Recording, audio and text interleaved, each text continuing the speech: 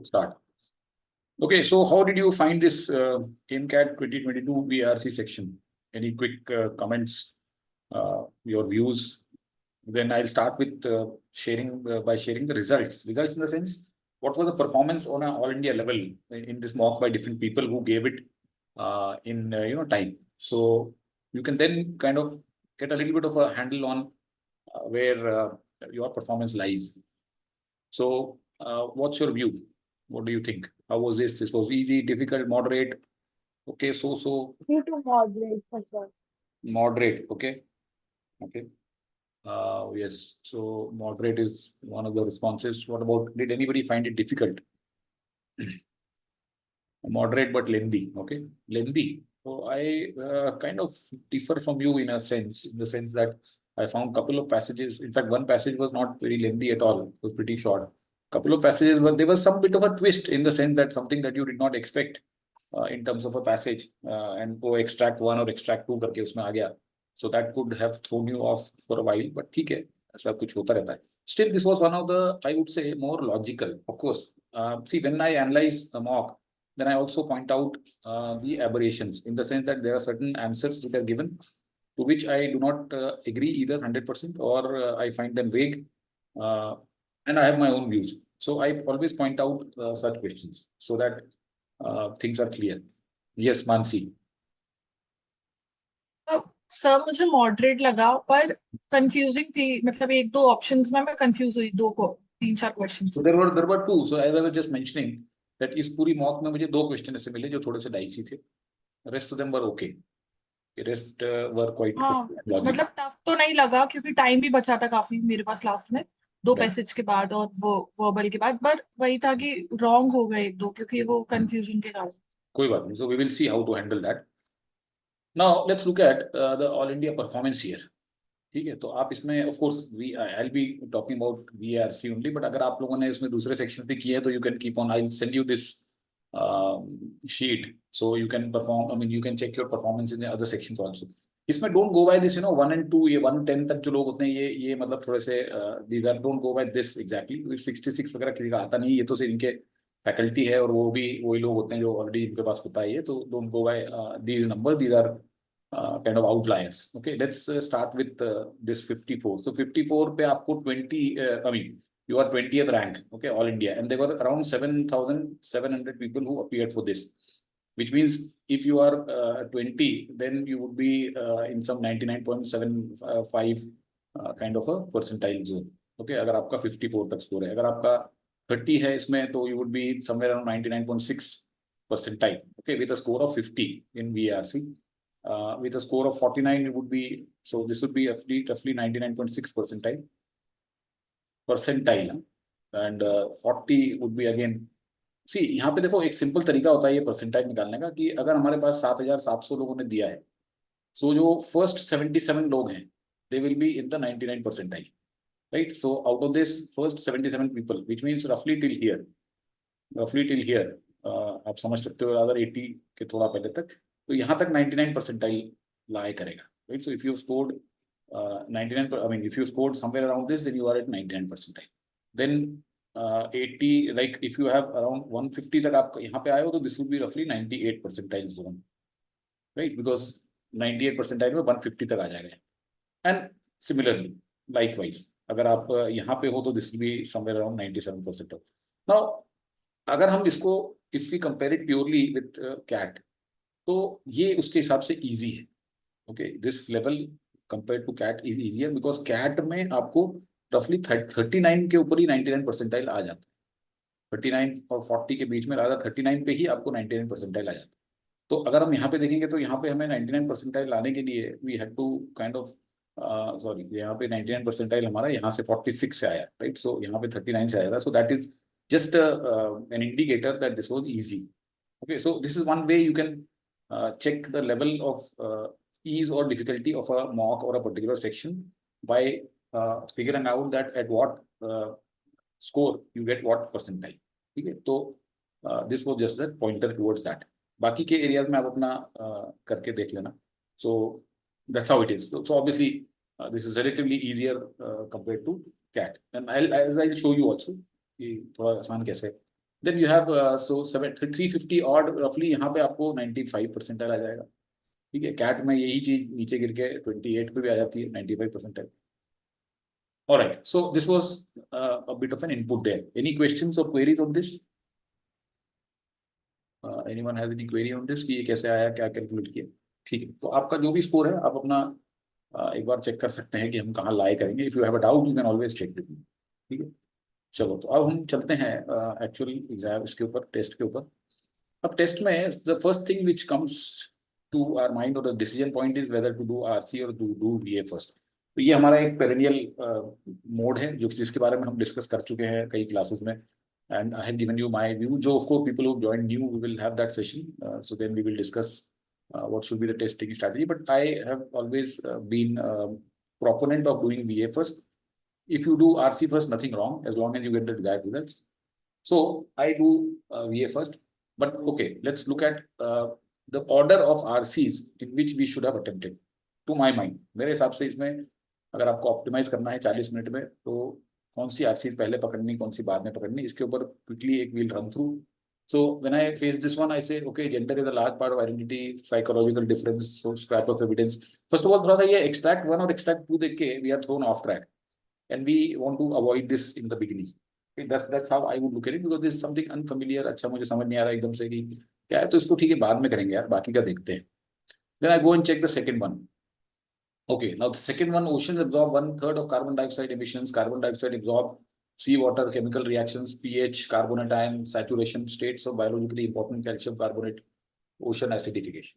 ठीक है, now somebody who's comfortable with all of these things, देखो इसमें दिखने से ऐसा लगता है कि बहुत डेप्थ में कुछ ये साइंटिफिक उसमें लेके जा रहा है and it will be difficult to comprehend, but अगर हमें कुछ बेसिक चीजें पता है हमें, तो then it will not be very difficult, in fact it's very straightforward. But ठीक है, किसी किसी को, people are not used to reading science passages, they might find कि ये तो थोड़ा सा बड़ा लग रहा है, थोड़ा ज्यादा डिटेल लग रहा है, थोड़ा, तो इसको बाद में करेंगे। तो ठीक है, we say that okay, will push it back also, अभी भी इसको भी पुश करते हैं, फिर देखते हैं तीसरा। Then we go to the third one. Then we say patients around US are being victimized by medical credit cards leading to financial calamity. These cards issued by, okay, now most of us have an idea of what is a credit card, what is a EMI, what is the interest, what is heavy penalties for late payments. So this is something which we can relate to immediately. Most of us. And patients around US, we already know that US में जो medical costs है, that is exorbitant, and people unless they are covered by insurance, they find it very difficult to figure their way out. तो ये उसके ऊपर है, तो ये स्वीट स्पॉट है, ठीक है। आई थिंक ये पैसेज का कोई लेंथ भी बहुत ज्यादा नहीं दिख रही है, ऐसा कोई कॉम्प्लिकेटेड नहीं दिख रहा है, तो इसको जरूर हमें पहले करना चाहिए, right. So I would say first is third, अभी so far. Then I go to the fourth one and then I found out that okay, इसमें जर्मन डेमोक्रेटिक रिपब्लिक और FRG which is Federal Republic of Germany. Now somebody who's known the history, right, after the Second World War and before the coming down of Berlin Wall. So अगर हमें वो थोड़ा सा part पता है, because this will need a little bit of awareness of the context, which is that after Second World War, the world was divided into two ideologies. One was the West, which was capitalistic or democratic, liberal democratic, whereas the Russian or Eastern European bloc, which was communist or socialist, as you call it, वहीं पे Germany भी divide हो गया था, right. So Germany had two parts, East Germany and West Germany. So East Germany was the German Democratic Republic and West Germany was the Federal Republic of Germany. तो West Germany followed the Europe, rest of the western Europe and America, and this guy followed Russia. तो अगर ये चीज हमें पता है, then this is not a very difficult, this is a very easy passage. थोड़ा सा अगर हमें कॉन्टेक्स्ट पता है, तो this is a very easy passage, right. So I choose this to be the next one. So I would I figured out that I'll do it in this sequence. I'll first do 3, and then I'll do 4, then I'll do 2, and then I'll go to 1. और ये भी ठीक है, ये भी कोई दिक्कत नहीं है। तो maybe if I'm not very fond of science, then I would maybe go into the end. Ultimately, what transpires is a different issue, and we will find that कि वो दूसरे भी मुश्किल नहीं है, but prima facie भी हमें decide करना है कि हम किस तरीके से अप्रोच करें। Somebody who is not familiar with this or this, maybe 3 तो करना ही पड़ेगा आपको, 3 should have been done. Right.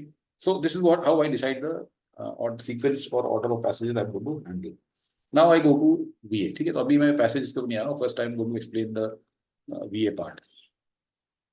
Okay, suddenly found this one to be challenging. ठीक है, वो चैलेंज अभी हम देखते हैं उसमें क्या है क्या नहीं है, चैलेंज किस तरीके से है, will see. Let's now tackle the VA part. So the first up question is this one. When we look at the social and psychological factors that correlate the addiction, the real object of craving is made salient. So real object. Now this sentence when I read, तो मुझे समझ में आता है कि अच्छा अगले sentence में रियल ऑब्जेक्ट की बात होगी, है ना, क्योंकि यहाँ पे हमें समझ में आ गया है कि जब हम इन सोशल और साइकोलॉजिकल फैक्टर्स को देखते हैं तो रियल ऑब्जेक्ट ऑफ क्रेविंग समझ में आ जाता है। तो next sentence should tell you about that real object. That's a clue that I take from this and I start reading. A lot of medical and clinical thinking about addictive craving is driven by a certain neuroscientific picture that explains cravings in terms of effects of drugs on the production of dopamine. On this picture, तो अभी तो ये picture की बात ही कर रहा है, ठीक है, इसी पिक्चर की बात कर रहा है, certain neuroscientific picture. So on this picture, so there is a continuity from this sentence to this sentence, and therefore this won't fit in one. The object of craving is the drug itself, a pleasurable effect that getting high is expected to produce, but by focusing narrowly on the brain in this view, misidentify the object of craving and addiction, or at least puts too much emphasis on the chemical component. So now we are going towards this.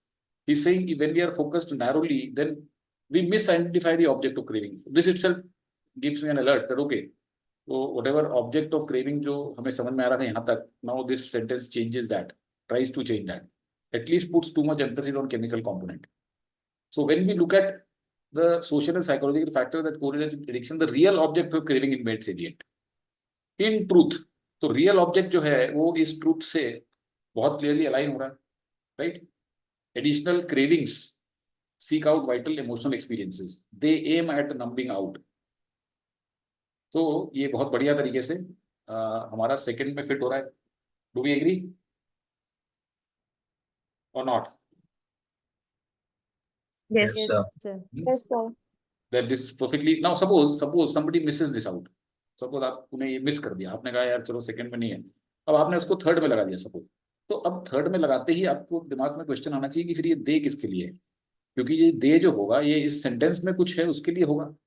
वो क्या है, इसमें कुछ दे है क्या? When we look at psychological factors that correlate the real object is made salient, they aim at numbing out. So then अगर logically देखा जाए तो ये they should refer to social and psychological factors, which seems not really very sensible, right? This seems totally nonsensical that this they would refer to psychological factors. There is nothing in this sentence that this they could refer to, so that confirms that this cannot come in 3. ठीक है, और 4 में तो आने का कोई sense है ही नहीं, तो इसलिए 2 पे इसको लगा देते हैं and that does it. Okay, so I would rate this question as, I don't know, I would not call it, maybe I not call it easy to moderate मैं बोल दूंगा इसको, because क्वेश्चन इजी था, but moderate सिर्फ इसलिए दिया गया इसको क्योंकि सेंटेंसेस थोड़े से लंबे थे. So maybe some of you might have got thrown out track, but then it was easy because ये real object was a big clue and then in truth was another clue. Okay, let's move to the next one. Right, so let's read the sentences. A rice paddy has to be irrigated, so a complex system of dikes has to be built around. Rice paddies are built, not opened. Rice is life, says blah blah blah. Channels must be dug from the nearest water source. That's true. Rice fields. All right, so this is very easy actually. This is a very easy question, isn't it? बताइए. ये easy इसलिए है because इसमें 4 sentences हमें rice fields के बारे में कुछ बता रहे हैं कि जो राइस की फील्ड है, how it is different from a wheat field and what all do we do in order to get that rice field give the harvest or whatever. और एक सेंटेंस हमें राइस इज लाइफ के बारे में बताता है. Without rice you don't survive. Now this rice is life is not really something that can belong to this paragraph, because बाकी की जो चीजें हैं, राइस पैडी इरिगेट करना, rice paddies are built, channel must be dug, rice fields are carved into mountain sides. So this tells me that these 4 sentences pertain to the rice paddy field, physical field, whereas this sentence talks about rice is life and therefore is the straightforward, is the odd one out. इसमें हमें इतनी मशक्कत भी नहीं करनी है कि sentence arrange करने की जरूरत पड़े. We don't need to even arrange the sentences and see, because it is not needed. It's very apparent. Okay, this is one question where you look at it from a high level and say that this sentence is the odd one out. So I would rate it a very easy question. We should get this correct. I made a blunder in this. क्यों भाई? क्यों? Sir मैंने क्या बहुत जल्दी कर रहा था, मतलब तो मैंने राइस पढ़ा और व्हीट पढ़ा सेकंड ऑप्शन में. देखो आपको क्या है ना, जब सेंटेंसेस पढ़ रहे हो व्हीट एंड राइस तो पढ़ा सेकंड ऑप्शन में, मैंने उसको टिक हाँ. करके आ गया. नहीं, आप लोगों को देखो क्या करना चाहिए ना, इसमें आपको सेंटेंसेस पढ़ के एक मेंटल फ्रेमवर्क बनाना चाहिए कि अच्छा ये पैराग्राफ किस बारे में बात कर रहा है। और अब होता क्या है देखो, ये जो राइस है, अब somebody might say कि ये भी तो राइस की बात कर रहा है, बाकी सारे भी राइस की बात कर रहे हैं। हाँ भाई, राइस की बात तो कर रहे हैं, लेकिन ये जो आर्टिकल है जहां से ये पैसेज उठाया गया है, वहां पे there is one passage paragraph that is devoted to how that field is built, what goes into it, how it is different from wheat field, no those characteristics. Whereas this one talks about rice on a global level or a very high level की ये rice is life and all that. तो इसलिए ये यहाँ पे belong नहीं करे ना, हमें इस तरीके से सोचना चाहिए। ऑलराइट, ठीक है, जो भी गलती होगी तो I hope now realise your mistake. Let's look at, see अगर किसी को कोई चीज डाउट ना समझ नहीं आया तो प्लीज पूछ, रोक लिख के पूछ लीजिएगा। हाँ, don't keep just accepting whatever I say without putting your mind to it. Okay, if you are not convinced, if you want more explanation, please raise your hand or let me know. Okay, let's look at the next one. Can we connect 1-4? Okay, there is a question, can we connect 1-4? हाँ हाँ, देखो, सी now point is कि इसमें अब हम कैसे इसमें उसमें टाइम उसमें स्पेंड नहीं करना है ना। ये कई सारे पैसेज ऐसे होते हैं इस तरह के ऑड वन आउट, जिसमें अभी it doesn't really matter the way you connect rest of the sentence in the creative sequence, because our objective is to find the odd one out. So I'm not even going there and trying to spend time on which must be connected to what. Maybe we won't get a perfectly correct combination, or maybe we'll get, but that is not really relevant here. Now this again is another easy question. This is another easy question. In the wake of this discovery, now this discovery, this is a dependent sentence. Okay, this has to have a reference of this. What is this discovery previously? The first Nobel Prize awarded went to Emil. This is a independent sentence, so we can start with this. He, obviously, this is a dependent sentence, cannot start with this. It is still employed. This is a dependent sentence. So we have immediately come to our opening sentence, which is second. So first Nobel Prize awarded went to Emil Goring for how to employ. Now where do we go next? There's only one sentence that talks about he. Okay, so he जब हम लगाएंगे तो he has to come immediately after Emil von Behring. Okay, अगर हमने suppose करो यहाँ पे 1 लगा दिया या 4 लगा दिया और उसके बाद में यहाँ पे 3 लिखा, तो आपने he को सेपरेट कर दिया एमिल से, which is not allowed. Okay, your he वाला sentence should refer to previous sentence में कौन है वो he, तो यहाँ पे 3 लगाना पड़ेगा. He found that he could transfer them. ठीक है, and then it is still employed का कोई सेंस नहीं है. In the wake of this discovery, so this discovery talks about whatever happened in third. 1 पे चले गए, serum therapy became this main way to treat this and it is still employed. आज भी इस चीज को हम एम्प्लॉय करते हैं करने में. And 4, that's it. Yes, Garvit. वेक वेक मतलब तो बहुत कुछ, मतलब इन the wake of this discovery, मतलब वेक तो वो हो गया ना सर, एक तरीके से Yeah. एब्स्ट्रैक्ट नाउन हो गया, मतलब कुछ भी मतलब एब्स्ट्रैक्ट चीज के बारे में बात कर रहा है, एंड इट इज नहीं नहीं नहीं, एक स्टिल मिनट. एम्प्लॉयड. नहीं नहीं नहीं, वेक मतलब यहाँ पे क्या है? वेक मतलब फॉलो थ्रू और in the footsteps of this discovery और after this discovery. See, in the wake of means after something has happened, so in the wake of that means considering that. देखो, ये इन द वेक ऑफ जो है ना, एक idiom है या phrase है. ठीक है, अब जैसे अगर हम बोले कि in the wake of recent elections BJP has come out to be far stronger, suppose it wins by absolute, अब की बार 400 पार, क्या 450 पार सपोज हो जाता है, तो आपकी हेडलाइन क्या होगी कि in the wake of recent elections we have come to know that BJP has become a much stronger force than what it was earlier. तब तो wake up, in the wake of means in the follow of that और as an aftermath of that. तो इसका और कोई मतलब नहीं. तो हमें यहाँ पे सिंपली ये बताया जा रहा है कि पहला नोबेल प्राइज इसको दिया तो उन्होंने को किस लिए दिया गया, उन्होंने कैसे एम्प्लॉय किया एंटीटॉक्सिन्स को, उन्होंने ये मेथड यूज किया. अब ये जो डिस्कवरी हो गई, इसके बाद सेरम थेरेपी जो है वो काफी अच्छा मेन तरीका हो गया ये ट्रीट करने का. और वो आज भी स्टिल, मतलब आज भी देखो, अब ये 1901 की बात कर रहा है, तब से ये चली आ रही है, तो इट इज स्टिल एम्प्लॉयड. ये वाला सेंटेंस तो एंड में आएगा कि आज भी इसको हम यूज करते हैं किसी ना किसी चीज के लिए, right. So this was a simple question. Okay, this was a sir but एक ये एक एक और बात है कि इसमें फिर एक लाइन और लास्ट में लिखी भी है फर्स्ट सेंटेंस के अंदर, till we developed antibiotics.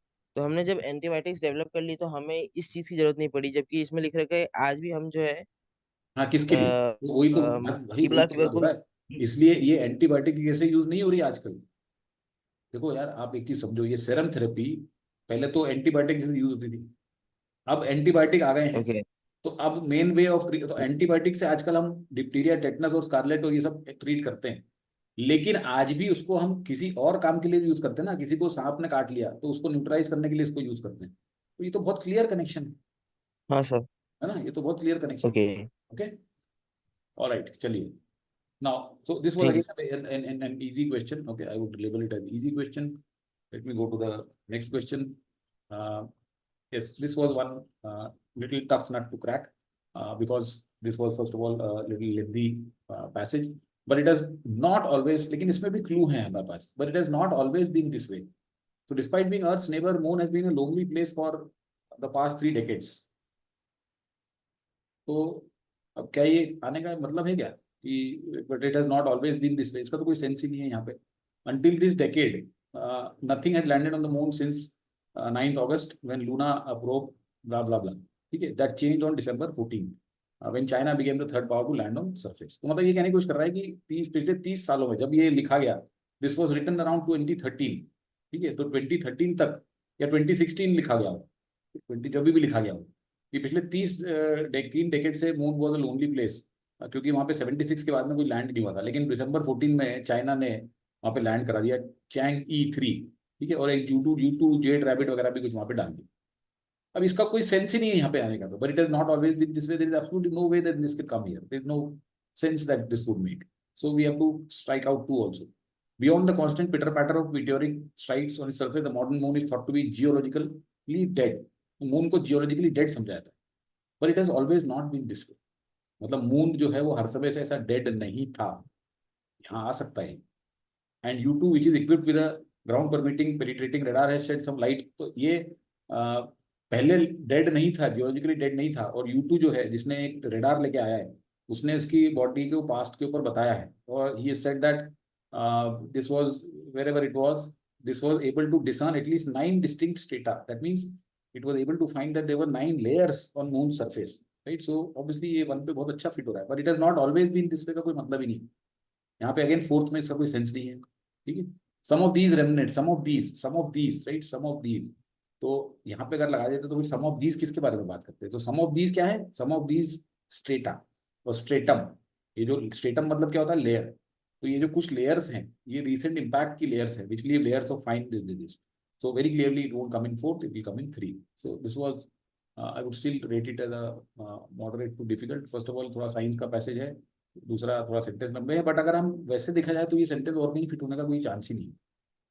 So from that perspective is not that challenge. Do we agree? और कहीं आएगा सर मैंने आपने कहा लगा दिया? फर्स्ट में डाला था कि लाइक फर्स्ट में कि like it has not always been like this, कि moon has not been a lonely place always, मतलब तो फिर इस ऐसे सेंटेंस का सोच क्या रहे हैं। मतलब है? until this decade nothing had landed on moon, see you are reinforcing, see एक मिनट देखो, बहुत बढ़िया आपने पॉइंट रेज किया है, let me point out one thing to you which if you read carefully, we are writing one sentence here, ठीक है, now we are leaving a blank here and continuing here. Now suppose I want to put this but here, which means what, कि यहाँ जो बोला जा रहा है अब मैं उसको कंट्रास्ट कर रहा हूँ, तो अगला सेंटेंस जो है वो इसको फेवर करना चाहिए ना, it has not always been this way, right, moon has been a lonely place for the past 3 decades. First of all जब आप 3 डेकेड्स की बात कर रहे हो, for the past 3 decades, it has not always been this way, तो ये वाला जो सेंटेंस है, until this decade nothing had landed on the moon since जुलाई अगस्त 1976, तो ये तो आपको इसी चीज को एलैबोरेट कर रहा है ना, कि why he is saying that it is lonely place for 3 decades, क्योंकि अब जाके 1976 के बाद में कुछ लैंड हुआ है, तो इसका तो कोई सेंस ही नहीं आएगा बीच में आपने डाल दोगे तो। Do you follow? Yes sir. Right, कोई सेंस ही नहीं आएगा। Alright, let's move to the next one. Okay, so if you believe that you have a single, consistent, unchanging core self that uniquely defines you, this belief, according to Buddhist philosophy, is the foundation of human suffering. Here, suffering is not merely physical discomfort like having the flu or shutting a door. Suffering is personal. You will toil to avoid feeling flawed in some way. You will constantly worry about your reputation or that you are failing to live up standards. Believing that you have one true self is worse than a passing illness. ठीक है, तो ये कह रहा है कि अगर आपको ऐसा लगता है कि आपका एक ही सिंगल कंसिस्टेंट अनचेंजिंग सेल्फ है, तो then that will be the cause of your suffering. मतलब आपका है कि नहीं है, that's a different issue. See the point here is not that whether you have a single consistent self or not. The point is whether you believe that. So if you believe, then that will cause you a lot of suffering. So Buddhism attributes human suffering to the consistency and permanence of the idea of self. So this is wrong here, because his point is that if you believe that you have a single self, then this belief is the foundation of misery. This belief is the foundation of suffering, not whether there is a consistency and permanence of the idea. So therefore, this is wrong. Buddhism places an individual's belief in an unchanging self at the core of all human suffering at a person. Yes, this looks okay because it places the individual's belief in an unchanging self. Buddhist philosophy ascribes an individual's suffering, personal and physical, to the single unchanging idea of core self. Now, some of you may have marked this, but this also has the same problem that was there in first. कि single unchanging idea of core self नहीं है problem ये है कि अगर आप उसमें believe करते हो. क्वेश्चन ये नहीं कि आपका सिंगल अनचेंजिंग आइडिया है, क्वेश्चन ये है कि do you believe in that. If you believe in that, then your suffering is because of that. That's what is the point. देखो this is also wrong. Those who don't believe in single this can avoid. अब अगर ये तो देखो गलत है कि if you believe in something then it's you will suffer, and if you don't believe then you won't सफर. ऐसा नहीं है. ओके, आपकी सफरिंग दूसरे कारणों से भी हो सकती है. सो जरूरी नहीं है ना. अगर कोई कह रहे कि if we avoid falling into a ditch we will be hale and hearty throughout our life, तो can we say that if we do not fall into a ditch, I mean if we fall into a ditch then we will not be hale and hearty? ऐसा कुछ नहीं है. तो ये हमने deductive reasoning में पढ़ा हुआ है. अगर जो लोग डिडक्टिव रीजनिंग क्लास अटेंड कर चुके हैं उन्हें पता है ये बात कि इफ ए देन बी, इसमें ए इम्प्लाइज बी होता है, लेकिन not a implies not be, ये नहीं होता है ना. तो जो लोगों ने नहीं पढ़ा है उसके लिए डिडक्टिव रीजनिंग क्लास होगी अभी अगले 1-2 वीक में, तब हम ये सीखेंगे कि इफ आई से that if I have money I will be happy, इसका मतलब ये नहीं कि if I don't have money I will not be happy. ये वही वाली कॉन्सेप्ट इसमें लगाया. तो ये गलत है और करेक्ट आइडिया इसमें B, correct answer B. Alright, so I hope you got this. थोड़ा सा ट्रिक था इसमें, थोड़ा सा ट्रिक था, इसलिए इसको मैं stuck between 1 and 2. No 1 and 2, देखो 1 and 2 का मैंने आपको बताया ना. आप वो क्या कह रहा है कि आपका single idea of core self, suppose you think that आपका एक कोर सेल्फ एक ही है जो कि चेंज नहीं हो सकता. मतलब आप सोचते हो कि यार मैं इसी टाइप का आदमी हूं, मैं चेंज नहीं हो सकता. मतलब अब आप हो कि नहीं हो, दैट्स अ डिफरेंट इशू. लेकिन अगर आप बिलीव करते हो कि आप एक ही तरह के इंसान हो, आपका कोर सेल्फ सेम है, आप चेंज नहीं कर सकते हो, तो it will be a cause of suffering. Whether you have a single core self is not the problem.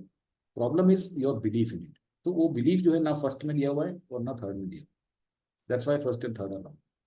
Okay, that's the point to be noted here. Let's move to the next. Again, so this I would rate it as a moderate because there was a trick here. तो इसको moderate बोल देते हैं. Okay, no land stands between. इसमें ये भी ज़्यादा मुश्किल नहीं है. This is an independent statement. As a result, so this is a dependent statement. These westerlies is a dependent statement. Again, at the end of February, a demonstration project. This cannot start the passage because basically Sydney की बात हो रही है, जबकि यहाँ पे Australia और Antarctica की बात हो रही है. So this is a broader theme than Sydney, and therefore one will start. No land stands between Antarctica and Australia's west coast. Just a vast ocean rippled and rocked by the roaring 40s. ये roaring 40s क्या है? ये एक westerly winds होती है. ठीक है. वो कैसे पता मुझे? इसलिए नहीं पता कि मैंने इसी ज्योग्राफी पढ़ी है, इसलिए क्योंकि यहाँ पे इसको मैंने इससे कनेक्ट कर दिया. These westerlies which powered ships sailing from Europe to Asia for centuries are also creating waves in the world of renewable energy. तो ये जो वेस्टर्ली, ये जो विंड्स हैं जो कि शिप्स को सेल कराती थी, ये बहुत रिन्यूएबल एनर्जी में भी काम आ रही है. तो 1 और 3. देन अब देखो एज अ रिजल्ट, तो ये अभी रिजल्ट नहीं निकला है अभी कोई. We are not at the point of getting a result of anything. We have to first fit 4 there. कि at the end of February 2017 a demonstration project designed to use ocean swell they produce went live. तो ये जो winds है इसके कारण ocean swell produce होता है, तो इसको यूज करना है डेमोन्स्ट्रेशन प्रोजेक्ट. तो इसको ये लाइव हो गया सिडनी में. एज अ रिजल्ट अब ऑस्ट्रेलिया का जो लार्जेस्ट नेवल बेस है वो पूरी उसकी इलेक्ट्रिसिटी और fresh water courtesy it gets courtesy 40s. तो ये उसका रिजल्ट निकला कि उसका जो लार्जेस्ट नेवल बेस है उसको इलेक्ट्रिसिटी और फ्रेश वाटर इस तरीके से आता है. ओके, सो 1 3 4 2. ठीक है, चलो. तो दिस बोलिए.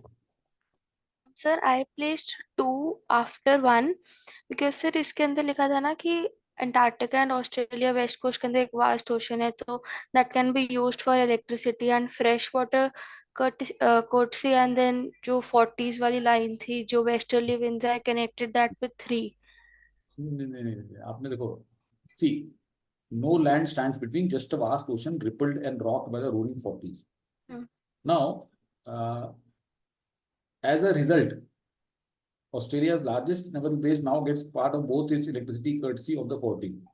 तो आपने चलो 1 के बाद 2 लगा दिया, फिर आप कहाँ चले गए?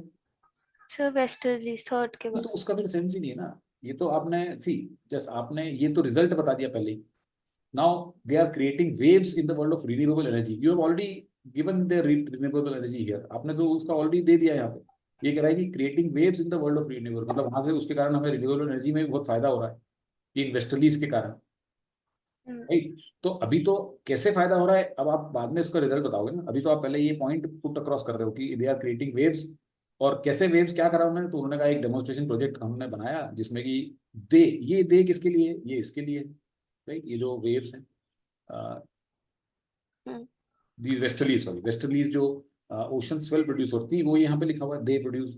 तो उसके बाद में लाइट्स हो गया सिडनी में, तो अब ये as a result this gets a part of it electricity, क्योंकि अदरवाइज ये अगर 1 के बाद आपने 2 लगा दिया तो इट इज टू प्रीमेच्योर।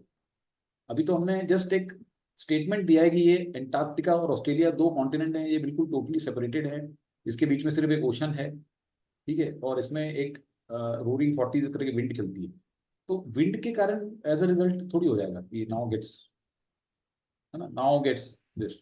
तो ये नाउ भी एक इससे इंपॉर्टेंट पॉइंट है ना। ये देखो ये क्या बोल रहा है, ये तो एक सिंपल प्रेजेंट टेंस हो गया कि कोई भी वहां पे लैंड स्टैंड नहीं करती और एक वास्ट ओशन है। तो एज अ रिजल्ट नाउ, तो ये अभी की बात कर रहा है, मतलब ये एक सिंपल प्रेजेंट टेंस है जो कि हर समय। तो वो थर्ड में है ना कि these westerlies are creating now wave. अब हम अब अभी की तरफ आ रहे हैं, दे आर क्रिएटिंग वेव्स, फिर हम अब अभी की तरफ आए। आप समझो कि ये पीछे से चला आ रहा है, ये तो जमाने भर से होता चला आ रहा है।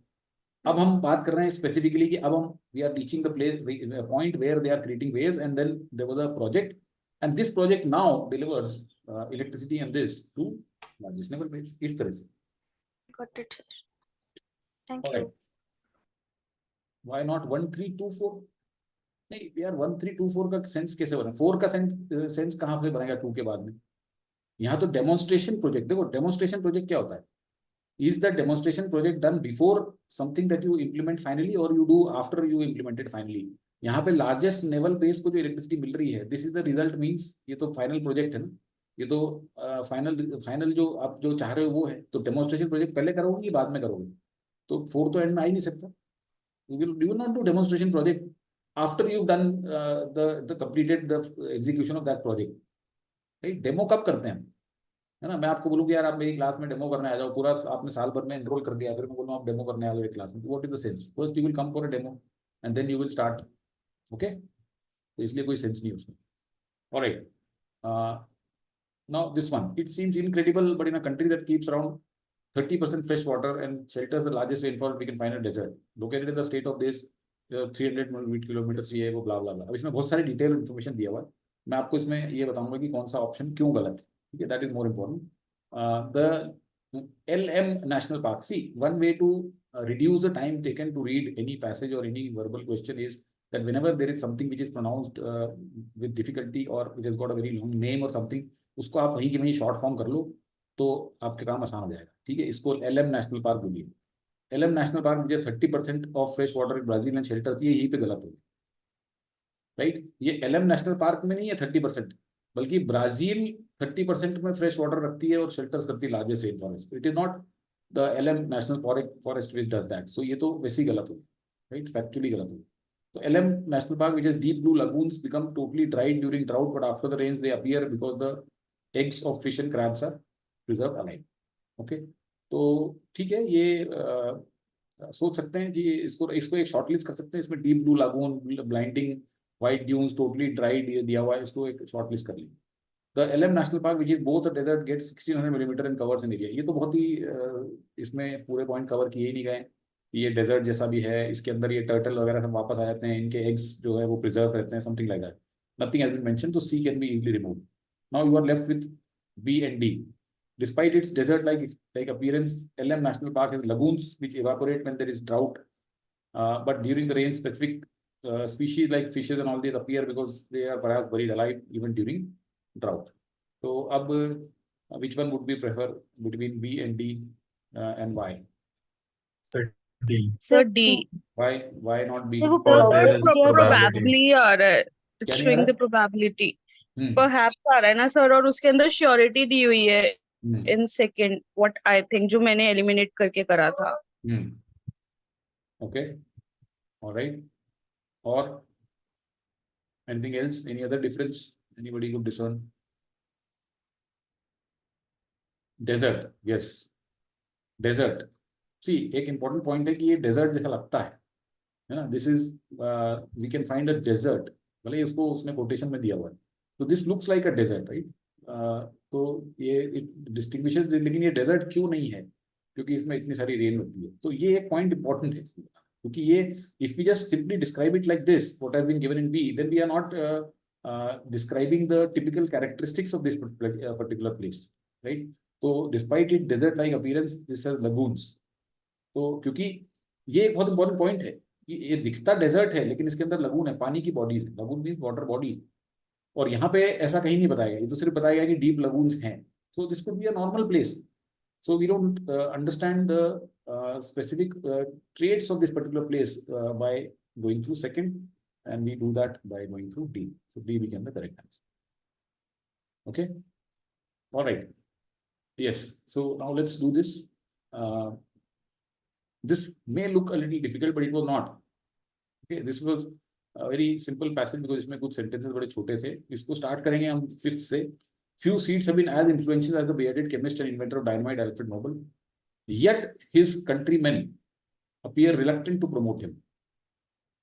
Right? तो ये जब इतना influential था एल्फ्रेड नोबल, इसके जो नोबेल प्राइज है वो इसी के नाम पे, नोबेल जो फाउंडेशन है जो नोबेल प्राइज देती है वो इसी के नाम पे है, right? We know that.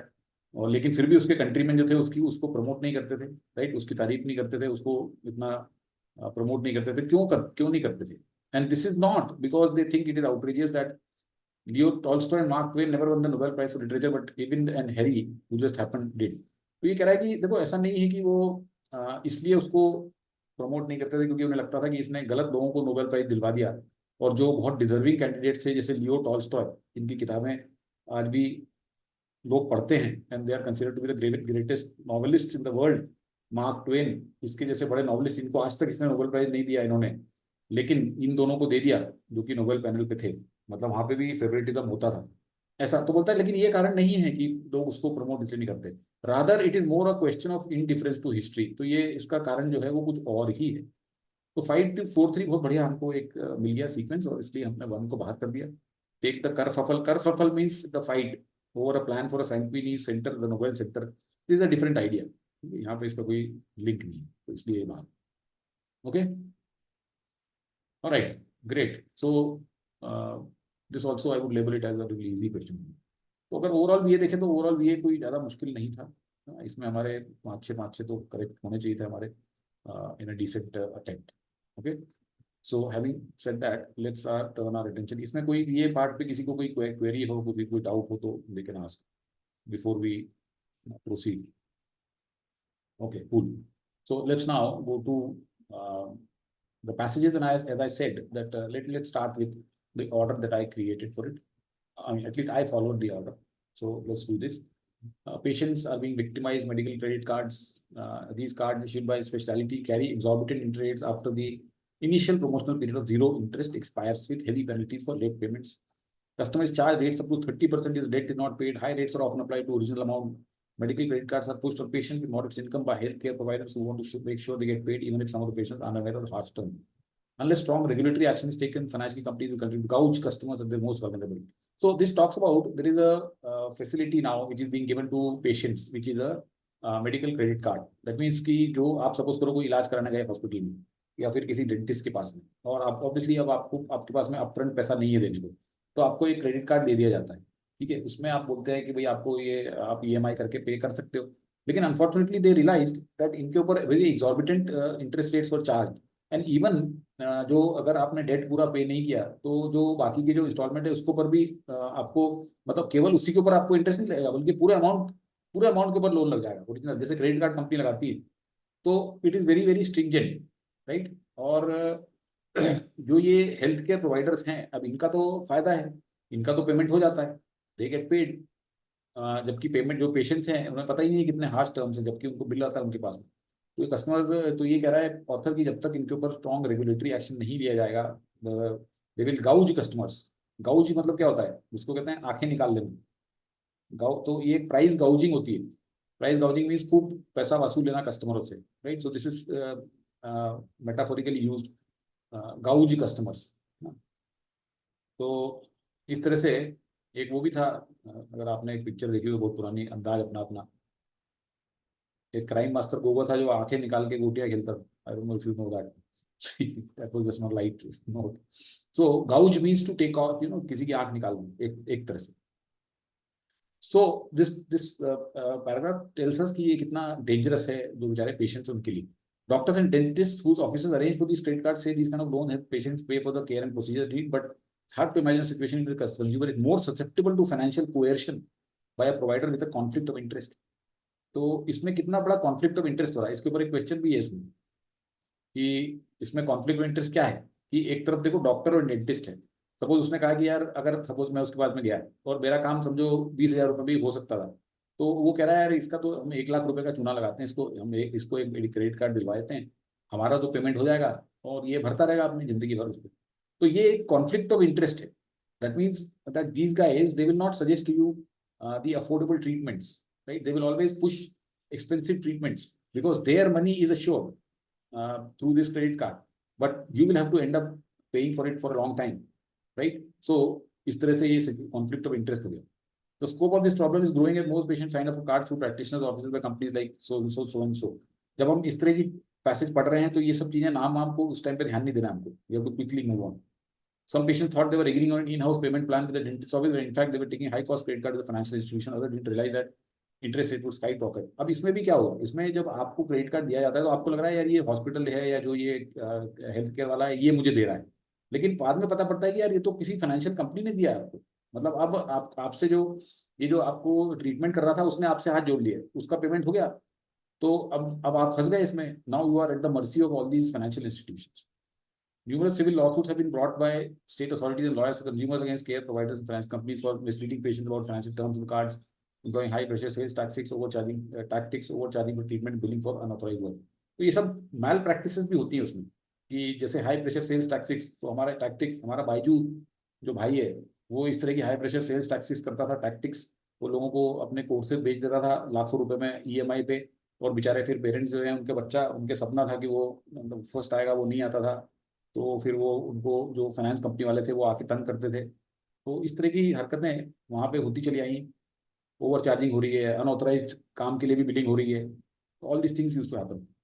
While state general attorney generals can help tackle the problem, it is one that tries out for a national solution. Other course of action is to get a unconditional guarantee that specify that what customers can expect and repercussions if it fails to fulfill.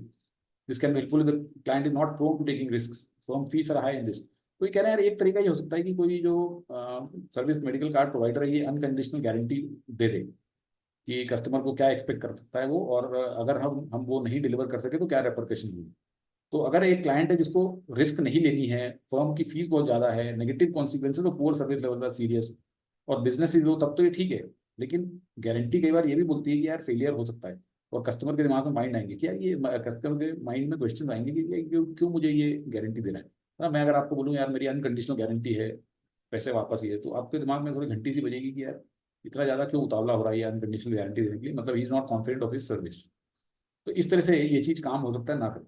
In healthcare services, especially, it may mislead client by suggesting medical procedures with a guaranteed outcome। बल्कि कई बार तो medical procedure जरूरी थोड़ी कि जो आप कराने जा रहे हो वो 100% रिजल्ट मिल ही जाएगा, लेकिन अगर आपको कोई अनकंडीशनल गारंटी देता है तो you might be misled to think that it have a guaranteed outcome. मतलब आपका जो इलाज हो रहा है या जो ऑपरेशन हो रहा है वो बिल्कुल 100% सक्सेसफुल होगा, जबकि ऐसा तो नहीं है, कई बार नहीं भी होता है। Firms with outstanding reputation performance match have little to gain from offering unconditional। Little means zero। तो जो फर्म्स जिनकी ऑलरेडी अच्छी परफॉर्मेंस है और उनकी रेपुटेशन मार्केट में बनी हुई है, उन्हें कोई फायदा नहीं है अनकंडीशनल गारंटीज। इस तरह की बात ये कह रहे हैं, right. So this passage was not very difficult. I hope इसको जल्दी भी पढ़ लेंगे हम, और इसमें हमने ये सीख लिया कि बेचारे पेशेंट जो है वो दुखी हैं, उन्हें कार्ड थमा दिए गए हैं, और जब उनका बिल आता है तो देखते हैं कि एक्सॉर्बिटेंट इंटरेस्ट रेट चार्ज कर लिए जा रहे हैं, not just on the outstanding amount but also on the whole loan amount, ठीक है। तो इस तरह से इसमें बातें। Okay, let's move to the questions. If there is any part of this you don't understand. Sir एक बार सेकंड पैराग्राफ पढ़ क्या है इसका? सेकंड पैराग्राफ कह रहा है आपको कि डॉक्टर और dentist whose offices arrange for this card, मतलब आप सपोज करो एक डॉक्टर के पास गए, आपने पूछा कि भाई मेरे इलाज का कितना खर्चा आएगा, उसने कहा भाई आपके इलाज में 5 लाख रुपए लगेंगे। तो बोला भाई मेरे पास 5 लाख रुपए कहाँ नहीं है यार, मेरे पास में तो नहीं है, मैं क्या करूँ। तो उसने कहा कोई बात नहीं भाई, तू यहीं बैठ, मैं एक क्रेडिट कार्ड आपको इशू करवा देता हूँ, उसके थ्रू आप पेमेंट कर देना। तो आप फिर क्रेडिट कार्ड वालों को आप जब आपकी सहूलियत हो उससे पेमेंट करते रहना आप। तो ये डॉक्टर या डेंटिस्ट उसी ने एक कार्ड वाले किसी को बुला दिया वहाँ पे। जैसे आप अगर कोई टीवी लेने गए विजय सेल्स पे, तो विजय सेल्स के वहाँ बैठे रहते हैं कोटक महिंद्रा वाले, HDFC बैंक वाले, सारे बैंकों वाले आपको EMI देने के लिए। तो उसी तरह से यहाँ पे भी बैठे हुए लोग, तो उन्होंने क्रेडिट कार्ड दिलवा दिया, तो अब उनको तो पैसा मिल गया, नहीं राइट। तो अब डॉक्टर जो है, अगर समझो उसने बोला, उसने उसने इसको देख के 5 लाख का बोला कि तेरा इलाज है, हो सकता है इसका इलाज 10,000 में भी हो जाता है। तो डॉक्टर ने कहा यार इसको चूना लगाओ ना, क्रेडिट कार्ड जो है वो इसको इशू हो जाएगा, तो हमारा पैसा तो मिल जाएगा हमको। अब भले ही उसका 10,000 रुपये में काम हो जाता है, लेकिन उसको because his money is secured by this credit card, therefore they will push this. तो ये एक कॉन्फ्लिक्ट ऑफ इंटरेस्ट है, राइट। सर ये जो कॉन्फ्लिक्ट ऑफ इंटरेस्ट है ये हम पेशेंट्स के बारे में बात कर रहे हैं, डॉक्टर्स के लिए है? डॉक्टर्स के लिए, सो सर डॉक्टर्स के डॉक्टर्स लिए। की अगर हम कॉन्फ्लिक्ट ऑफ इंटरेस्ट की बात करें तो ये रीजनिंग भी तो हो सकती है कि जैसे डॉक्टर्स डेंटिस्ट इन सबका नोबल प्रोफेशन होता है और अभी क्रेडिट कार्ड दे रहे हैं विच इज नॉट गुड। नहीं नहीं, ये पैसेज तो तो हम इसी बारे में है ना, आपको तो पैसेज का कॉन्टेक्स्ट देखना पड़ेगा ना। यहाँ पे ये डॉक्टर नोबल प्रोफेशन वाले नहीं बैठे हैं, ये चोर लुटेरे हाँ डॉक्टर राइट बैठे हुए हैं यहाँ पे, right.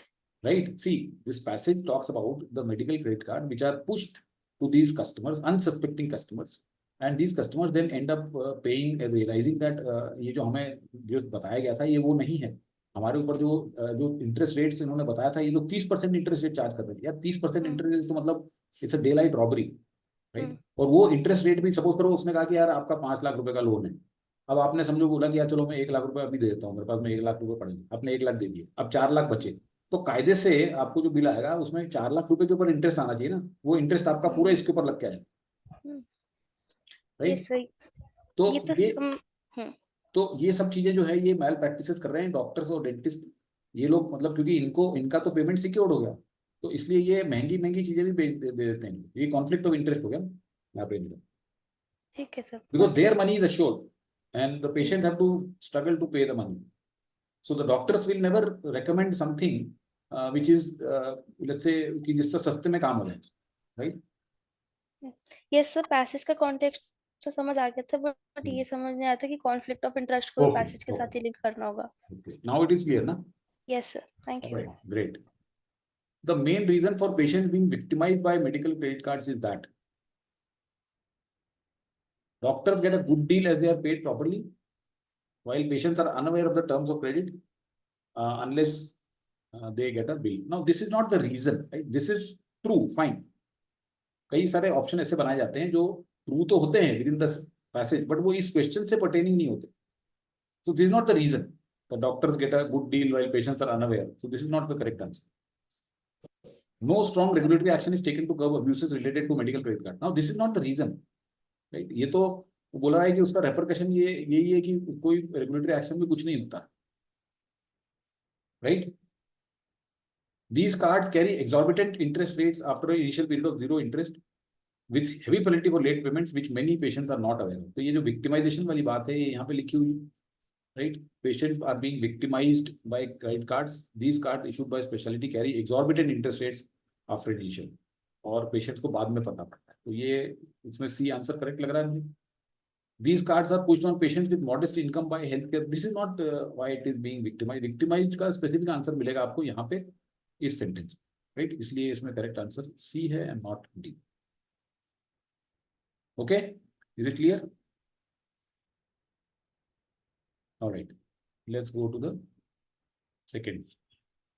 All of the following have been indicated in the passage except financial companies will engage in illegal activities at the expense of consumers unless stringent regulations prevent them from doing so. Financial companies will engage in illegal activities. देखो यहीं पे मुझे मेरा red alert खड़ा हो, ठीक है। Illegal activities नहीं है ये। देखो इलीगल, अगर आपने कस्टमर को कुछ चीज उसके ऊपर कॉन्ट्रैक्ट के ऊपर साइन करा ली, ठीक है, धोखे से कोई चीज बेच करके, तो ये जरूर कह सकते हो कि ये unethical, but can be say that it is illegal? इसमें कहीं ऐसा लिखा हुआ है कि ये इलीगल? इलीगल नहीं है, राइट? यहाँ पे जो ये कह रहा है कि financial company will engage in illegal at the expense of consumers unless stringent regulations prevent them from doing so. तो ये okay, let's look at the second option. Overcharging for medical treatment and billing for unauthorised work और malpractices that can lead to civil lawsuits. Yes, ये तो लिखा हुआ है यहाँ पे कि सिविल लॉ सूट्स, ये लिखा हुआ है against care providers for misleading patients against financial terms, employing high pressure, overcharging and billing। तो ये दिया हुआ है यहाँ पे, तो overcharging all malpractices that can lead to, so this is given here, so therefore this is not the answer। If customers did not pay the full balance, they were charged interest sometime not just on the remaining but also on the full। ये तो हमने देखा हुआ है, दिया हुआ है। Healthcare providers like medical credit card, because they get paid up front, but the cards can get unwitting patient into debt at a time when they may not be fully focused on financial details। Yes, ये भी दिया हुआ है कि ये बेचारे they are patient with modest income, make sure they get paid even if some of the patients are unaware until they get the bill। ठीक है, financial companies will continue to gouge customer at their most vulnerable moments when they are in pain and in need of medical attention। तो ये यहाँ पे ये भी correct है, तो इसका आंसर ए। इसमें ये अपफ्रंट वाला पॉइंट ऐसे एकदम एक्सप्लिसिटली नहीं दिया है। हाँ द सेम। ये एक बार बताओ। I mean, they get paid assuredly is नहीं, given, नहीं, नहीं, नहीं, एक but मिनट, they get एक- paid एक मिनट, upfront. एक what is a credit card? When I go and buy anything on a credit card, the merchant who sells me, does he not get paid upfront? Makes sense. हाँ? Credit card वाला part भूल गई sir. हाँ, ठीक है। Credit card है ना, देखो it is a credit card. Okay sir. जैसे ही स्वाइप किया मैंने, तो उसके अकाउंट में पैसा चला गया खटाखट खटाखट खटाखट, राइट? लेकिन मुझे फिर मंथली, मतलब मेरा फिर बिल आएगा क्रेडिट कार्ड का, और उसमें मेरे पास में ऑप्शन होगा कि मेरे को मिनिमम अमाउंट पे करके फिर उसको अगले महीने फिर दे कर देना है, इंटरेस्ट कैरी करना है नहीं करना है, और do I need to, I mean, और can I pay the whole amount. So credit card में this guy who is issuing, that is what is the appeal to them ना, कि जैसे उनको तो पूरा पैसा वही मिल जाता है, प्रोवाइडर को ईएमआई देते हैं। अरे हम फाइनेंशियल कंपनी को ईएमआई देते हैं, ये हेल्थ केयर वाले को थोड़ी देते हैं ईएमआई। वो यही तो बोल रहा है, आपको लगता है कि वो हेल्थ केयर वाले ने दिया। See the whole point of the passage is that you think that this credit card has been given to you by the dentist और by the doctor, but it is not so. उसने तो tie up किया हुआ है किसी financial Kotak Mahindra से या किसी एचडीएफसी वाले से। तो आपको जो क्रेडिट कार्ड मिला है वो कोई डॉक्टर के नाम का थोड़ी, doctor is not suppose to issue a credit card यार। I don't have a doctor Trehan credit card थोड़ी मेरे पास में, अगर मेरे को हार्ट सर्जरी करानी तो, है ना? वो क्रेडिट कार्ड तो एचडीएफसी या कोटक महिंद्रा का ही हो, वो बात।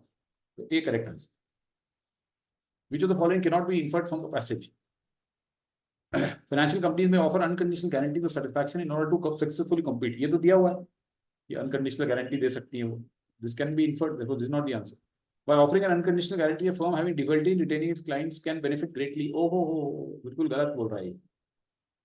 A firm having difficulty in retaining its clients of long standing can benefit greatly। ये तो मना कर रहा है कि भाई आप अगर, ये देखिए, अनकंडीशनल गारंटी अगर आप दे रहे हो, ठीक है, अनकंडीशनल गारंटी, तो फर्म्स ये बोल रहा है कि guarantee implies that failure is possible and may cause doubts in the customer's mind with respect to the firm's ability to deliver its promises।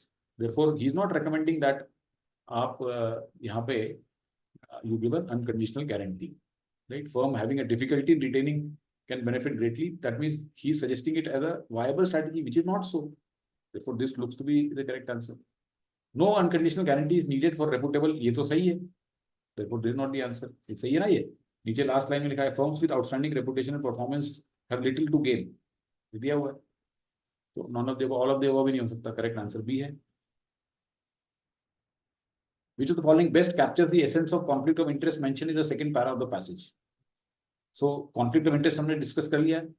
Healthcare providers may not suggest affordable treatment options to the patients as the payment for their services is guaranteed, right? यही हमने discuss किया था कि affordable treatment नहीं देंगे वो, क्योंकि उनकी पेमेंट तो गारंटीड है। अगर 5 लाख का भी दूं तो भी मिल जाएगा, 50,000 का दूं तो भी मिल जाएगा, 10,000 का भी दूं तो भी मिल जाएगा, तो मैं क्यों फिर 5 लाख का ना दूं उसको? So that's the conflict of interest। Neither the medical card provider nor the healthcare provider have the best interest of patients in mind। देखो ये कॉन्फ्लिक्ट ऑफ इंटरेस्ट नहीं है ये इसमें, ठीक है। हेल्थ केयर प्रोवाइडर्स, इसमें मैंने उन्होंने क्या किया कि ये इंटरेस्ट को लिख दिया यहाँ पे, दिस इंटरेस्ट इज डिफरेंट। हाँ, healthcare providers are expected to provide the highest quality medical care even for patients who are unable to pay the bills। ये तो उल्टा हो रहा। healthcare providers need not have to weigh the pros and cons। Correct answer इसमें ए था कि conflict of interest. देखो conflict of interest ये होता है कि आपके जो भी अगर आप कुछ कोर्स रेकमेंड कर रहे हो या कुछ चीज कर रहे हो, तो वो आपको, जैसे अगर एक कोई पॉलिटिशियन है, वो politician owns a business, then there is a conflict of interest. वो पॉलिटिशियन फिर अगर ऐसी पॉलिसीज लेके आएगा जो उसके बिजनेस को फेवर करेंगी, therefore there will be a conflict of interest। so आपको ऐसी पोजीशन में नहीं होना चाहिए there is a conflict of interest। okay, all right, so that's for this passage। let's move to the next one। इसमें कोई doubt तो नहीं किसी को? cool। now here as I said that we have to look at this passage with a lens from Second World War 1945 when it got over up to 1990। तो यहाँ पे communism था ईस्ट यूरोप में और रशिया में, and there was Germany was divided into two, the FRG which was the West Germany and East Germany was GDR, and there was the Berlin Wall, right? There was the wall, East Berlin, West Berlin. This wall divided the two cities, this was the West Berlin, this was the East Berlin. And in 1990 when the dismantling of Russia happened and the Berlin Wall also came down, and then it became a unified Germany। so today what we see is a unified Germany। तो अगर इतना थोड़ा सा हमें background पता है तो ये पैसेज हमारे लिए बहुत ही सिटर है। तो in the period between 61 and 89 the regulated art system of GDR led to large scale exodus of at least 1500 artist to FRG. तो 1500 आर्टिस्ट जो थे वो छोड़ के, एक्सोडस मींस मास एग्जिट, वो ईस्ट से वेस्ट जर्मनी चले गए। Several young artists who were born in the post-World War II period did so in order to discontinue working according to rigid confines of the art policy that favored socialist realism as the ideal site for construction of socialist utopia। तो actually हो क्या रहा था कि जो young artist थे जो बेचारे सेकेंड वर्ल्ड वॉर में पैदा हुए थे, तो वहां पे जो आर्ट पॉलिसी थी ईस्ट जर्मनी में, वो ये थी कि आपको बहुत रिजिड कन्फाइंस में काम करना पड़ेगा। मतलब आपको एक ऐसी इमेज क्रिएट करनी पड़ेगी सोशलिज्म की कि ये एक यूटोपिया है। मतलब कि आप ऐसी पेंटिंग करेंगे, जैसे अगर कोई सिंगर है, कोई आर्टिस्ट है, तो उसको बोला जाता था आप उसी तरह के गीत गाइए, बनाइए म्यूजिक, या पिक्चर भी ऐसी बनाइए या पेंटिंग ऐसी बनाइए जो कि सोशलिस्ट यूटोपिया को प्रमोट करे। मतलब दुनिया को ये लगे कि हाँ यार, ये सोशलिज्म से बेटर तो कोई चीज है ही नहीं। इस तरह के उनको कन्फाइंस में रखा जाता था उनकी आर्ट पॉलिसी। तो obviously these people will feel frustrated, right? So for this generation who experienced the devastating impact of World War II only through the stories of their parents, the GDR was a dead corpse, dead to an extent that you could only make fun of it, as the performance artist Elsie stated shortly after the collapse of the regime। तो ये कहता है कि यार जब हम जो हमने तो सिर्फ अपने पेरेंट्स से सुनी कहानी, हमने तो वर्ल्ड वॉर 2 को देखा नहीं है, तो हमारे हिसाब से ये जीडीआर जो थी ये तो एक मरी हुई लाश, इसका कोई मतलब ही नहीं है, ये इसका कोई सेंस नहीं है, इसको जबरदस्ती में जिंदा रख के इन तरह की चीजों को कोई मतलब नहीं था। In order to continue developing their modernist art practice and being recognized artists, several artists were left with no choice but to emigrate, whether to internal migration or fleeing to non-socialist foreign countries। तो अब ये अगर अपना mark दुनिया में बनाना चाहते थे artist, तो उन्होंने कहा यार हमारे पास में कोई ऑप्शन नहीं है, हम तो सिर्फ एमिग्रेट कर जाते हैं, चाहे हम इंटरनल माइग्रेशन से चले जाएं या हम नॉन सोशलिस्ट कंट्री में भाग के चले जाएं, कैसे भी करके चले जाएं। The exodus occurred despite the fact that bureaucracy of an emigration application was unyielding and the process could take up to 6 years। तो अब इनको क्या करना पड़ता था कि एप्लीकेशन देनी पड़ती थी इमिग्रेशन के लिए, और वो ब्यूरोक्रेसी जो थी वहां पे, रेड टेपिज्म। बोलो, कुछ बोल रहे थे? सर एक बार वो जो डेड कॉप्स वाला जो सेंटेंस था, डेड कॉप्स वाला सेंटेंस, वो अगर अपन क्या अगर ये आवाज कट गई आपकी, फिर से बोलो, बार वापिस से अगर फिर से बोलो। डेड कॉप्स, देखो डेड कॉप्स नहीं, एक मिनट, एक चीज मैं आपको थोड़ा सा रिकमेंड करता हूँ। कई बार क्या होता है ना, कोई अगर सेंटेंस आपको, सुनो मेरी बात यार, कई बार क्या होता है कोई सेंटेंस अगर आपको बहुत अच्छी तरह से समझ नहीं आया, अरे भाई आपको मेरी आवाज नहीं आ रही? हाँ, hello, can you hear me? Sorry, हाँ सर। यार मैं आपको ये बोल रहा हूँ कि देखो ये जो डेड कॉप्स वाली बात है, सर वो नेट हेलो, नेट चलो आप बाद में अलग से करता हूँ, बाद में यार, आपको आवाज ही नहीं आ रही है अभी, बाद में बात करता हूँ ना। Let's continue this, I explain this again later on, ठीक है? आपका नेट जब ठीक हो जाएगा।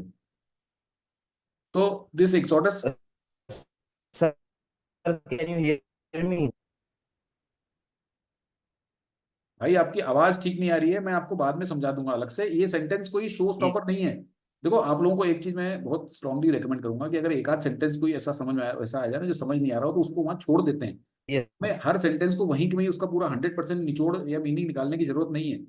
We have to keep moving, we have to understand in the whole context of things. और फिर से मैं बताता हूँ, ये बोल रहा है कि जो GDR था, मतलब जो ईस्ट जर्मनी था, ठीक है, वो एक डेड कॉप्स था, मतलब उसका कोई सेंस नहीं था। जैसे किसी, यार आपकी आवाज, एक तो आपका नेट ठीक नहीं है भाई, अभी आप थोड़ा सा शांत रुक जाओ, मैं आपको बाद में अलग से समझा दूंगा घर पे।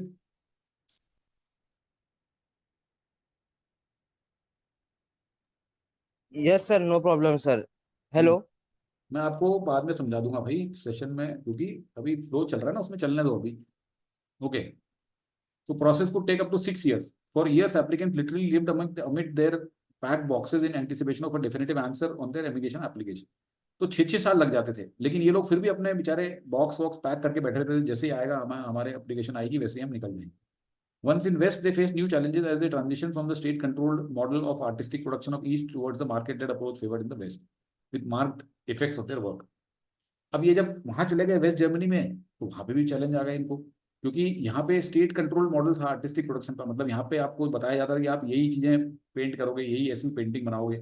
लेकिन वेस्ट में क्या था, वहाँ मार्केट लेड अप्रोच है, मतलब जो चीज चलेगी, जो बिकेगी, वैसी पेंटिंग बन रही है। तो ऑब्वियसली इसके कारण भी नया चैलेंज आ गया इनको। तो after all these years of efforts and sacrifices, deserting artists ended up only a few years later in a state where the former East suddenly became West. तो ये मतलब बेसिकली इतना इन्होंने सेक्रीफाइस की और सब किया, और उसके बाद में सडनली रियलाइज किया कि यार यार अभी ईस्ट और वेस्ट तो एक ही हो गया। तो मतलब this point he is trying to suggest that कि ये लोग बेचारे इतने ज्यादा ईगर थे, एप्लीकेशन में 6-6 महीने लगते थे, then still they kept waiting. Once they moved on to the west, they found that the whole norms have changed. We have to now produce as per the market led approach, and by the time they adjusted to all of this, they realized कि अरे अब तो east और waste एक ही हो गए। तो इस तरह से इनके साथ में ये सब चीजें चलती थी। Why would an artist who was a visual translator of socialist utopia and thus generally enjoyed a high status and good income have a desire to flee in the first place? By pointing out the core limitations the artists found themselves confronted with, a better understanding of the motives for pursuing immigration to West will evolve. अब ये बोल रहा है कि यार फिर ये क्यों करते थे ऐसा, है ना, जब ये इनको अच्छी बोली वहां पे स्टेटस मिलता था, ईस्ट जर्मनी में गुड इनकम मिलती थी, तो इन्हें भागने की जरूरत क्या थी। ठीक है, तो अब ये बोलते थे यार देखो, हमें हमारे जो आर्टिस्ट, हम आर्टिस्ट हैं, हमारे ऊपर लिमिटेशन है। ठीक है, तो इसलिए लेट अस इनको अपनी इनके मोटिव्स को बेटर अंडरस्टैंड करना जरूरी है।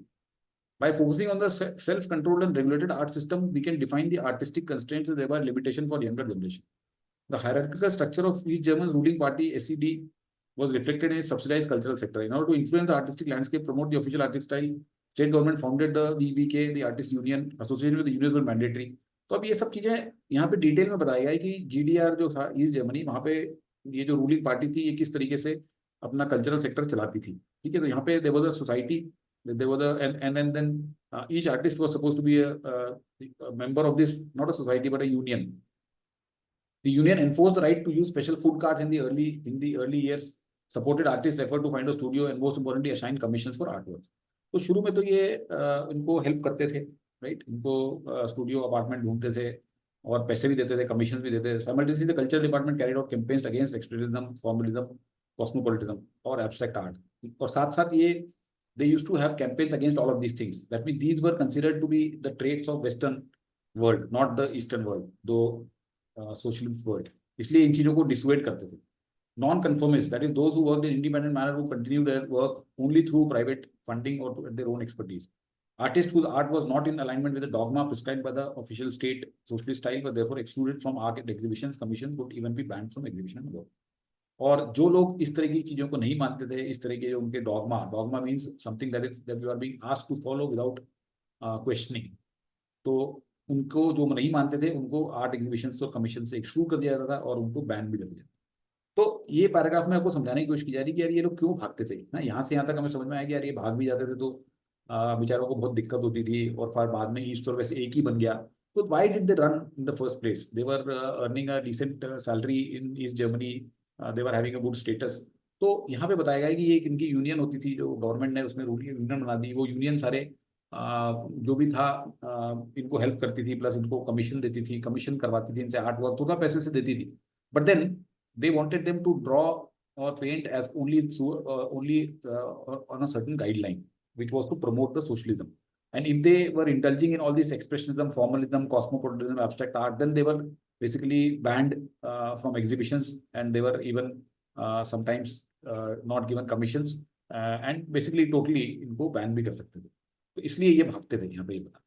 ठीक है. So this paragraph, this passage basically focused on how the east German से जो आर्टिस्ट थे, स्पेशली जो पोस्ट वर्ल्ड वॉर 2 जो पैदा हुए, वो क्यों भाग भाग के वेस्ट की तरफ चले जाते.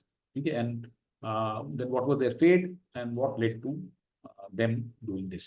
This is the passage, right? So shall we go and look at the questions now? So society versus union. Society versus union. कहाँ पे लिखा है? सोसाइटी क्या? नहीं, मैं पूछ रहा हूँ सोसाइटी वर्सेस यूनियन. सोसाइटी और कहाँ बोल रहे हो क्या? ये एससीडी. तो सर सोसाइटी एंड यूनियन में डिफरेंस क्या रहता है? नहीं, यूनियन तो जैसे हमारी trader work. See society, you can call union also a society. Okay. Society is a collection of people, union is a collection of people. Union it is said जो it governs the workers. जैसे trade unions होती थी हमारे यहाँ पे पहले, ये communism की देन है. मतलब वर्कर्स को एम्पावर करने के लिए, that workers should have a body and they should fight with the management on their issues. So there used to be trade unions. जैसे पहले क्या होता था कि किसी भी कंपनी में, फैक्ट्री में thousands of workers were there. So how do they get their bargaining power? So they used to form unions. There used to be the trade union heads. They used to represent the trade unions. तो वो फिर अगर suppose करो कि management ने इनको bonus नहीं दिया, मैनेजमेंट ने इनके वर्किंग आवर्स चेंज कर दिए, बढ़ा दिए, मैनेजमेंट ने किसी और तरीके की फैसिलिटी नहीं दी, तो trade unions then used to represent them and fight with management and even take it to the government. तो वो यूनियंस बनती थी. तो ये यूनियन जो थी, ये वर्कर्स की यूनियन होती है basically. Okay, all right. According to the passage, who among the following is most likely to be a non-conformist artist? An artist who practiced socialist realism. ये तो 100% conformist है, right? An artist who was born in post World War II, not necessarily कि वो post World War II में born होने से ही conformist हो जाएगा, non-conformist. Artist who are associated with BBK, ये तो बिल्कुल नहीं कह सकते. हाँ, जो abstract art practice करता है उसको जरूर हम non-conformist कह सकते हैं. Do we agree? कहाँ से आया ये आंसर? ये यहाँ से आया. एब्स्ट्रैक्ट आर्ट, कि आपको एब्स्ट्रैक्ट आर्ट करने की इजाजत नहीं है, तो अगर आप ये करोगे तो आपको नॉन कन्फर्मिस्ट घोषित कर दिया जाए. नहीं समझ में आया? सी यहाँ पे क्या हो रहा है कि ये जो कल्चरल डिपार्टमेंट है, it carried out campaigns against expressionism. That means if you are trying to draw anything around this theme और फॉर्मलिज्म और कॉस्मोपोलिटिज्म और abstract art, so if a artist was painting abstract art, then he used to be called a non-conformist, okay, who worked in an independent manner. तो ये जो लोग हैं इनको non-conformist कहते हैं. That means they didn't confirm करना. मतलब क्या होता है? What is the meaning of CONFORM? This means to agree, right? To accept. तो non-conformist means people who did not accept these mandates कि भाई हम ये सारी चीजें नहीं करेंगे. तो जो लोग ये कैरी आउट करते हैं इस तरह की जो भी आर्ट, उनको नॉन कन्फर्मिस्ट कह दिया गया. तो इज इट क्लियर नाउ? नहीं, नॉन कन्फर्मिस्ट का आपको मतलब नहीं पता, कोई बात नहीं, बट आपको ये वर्ड तो पता होना चाहिए, कंफर्म करना. कंफर्म ये वो वाला कंफर्म नहीं है. ये this confirm means to agree और एक्सेप्ट. ठीक है. If I confirm with your views, right, if I confirm this with your views, which means I agree. If I am a non conformist mean, suppose एक manager ने कहा यार ये 5 लोग हैं मेरी टीम के अंदर, उसने एक बोला कि हम रोज सुबह 9 बजे आएंगे. एक आदमी बोलता है मुझे नहीं आना 9 बजे, मैं 9:30 बजे आऊंगा, तो वो नॉन कन्फर्मिस्ट हो गया. तो यहाँ पे ये जो यूनियन है, इसने कहा भाई आप ये सारी पेंटिंग नहीं करोगे, ये भी नहीं करोगे, ये भी नहीं करोगे, ये भी नहीं करोगे. तो जो अगर ये कर रहा है फिर भी एब्स्ट्रैक्ट आर्ट, वो नॉन कन्फर्मिस्ट हो गया. Now I hope it is clear. Is it not? Is it और is it not? It is. Yes. Okay. Yes, sir. In the second paragraph, when the author mentions amidst their packed boxes, he intends to convey that. तो अब देखो यहाँ पे मेरे को question पे problem है, मतलब इसके आंसर से प्रॉब्लम है, इसके ऑफिशियल आंसर से. तो यहाँ पे ये कह रहा है कि ये amidst their, so for years applicants literally lived amidst their packed boxes in anticipation of a definitive answer of their immigration applications. Once in the West. तो ये कह रहा है कि he intends to convey that the applicants were eager to move to the West.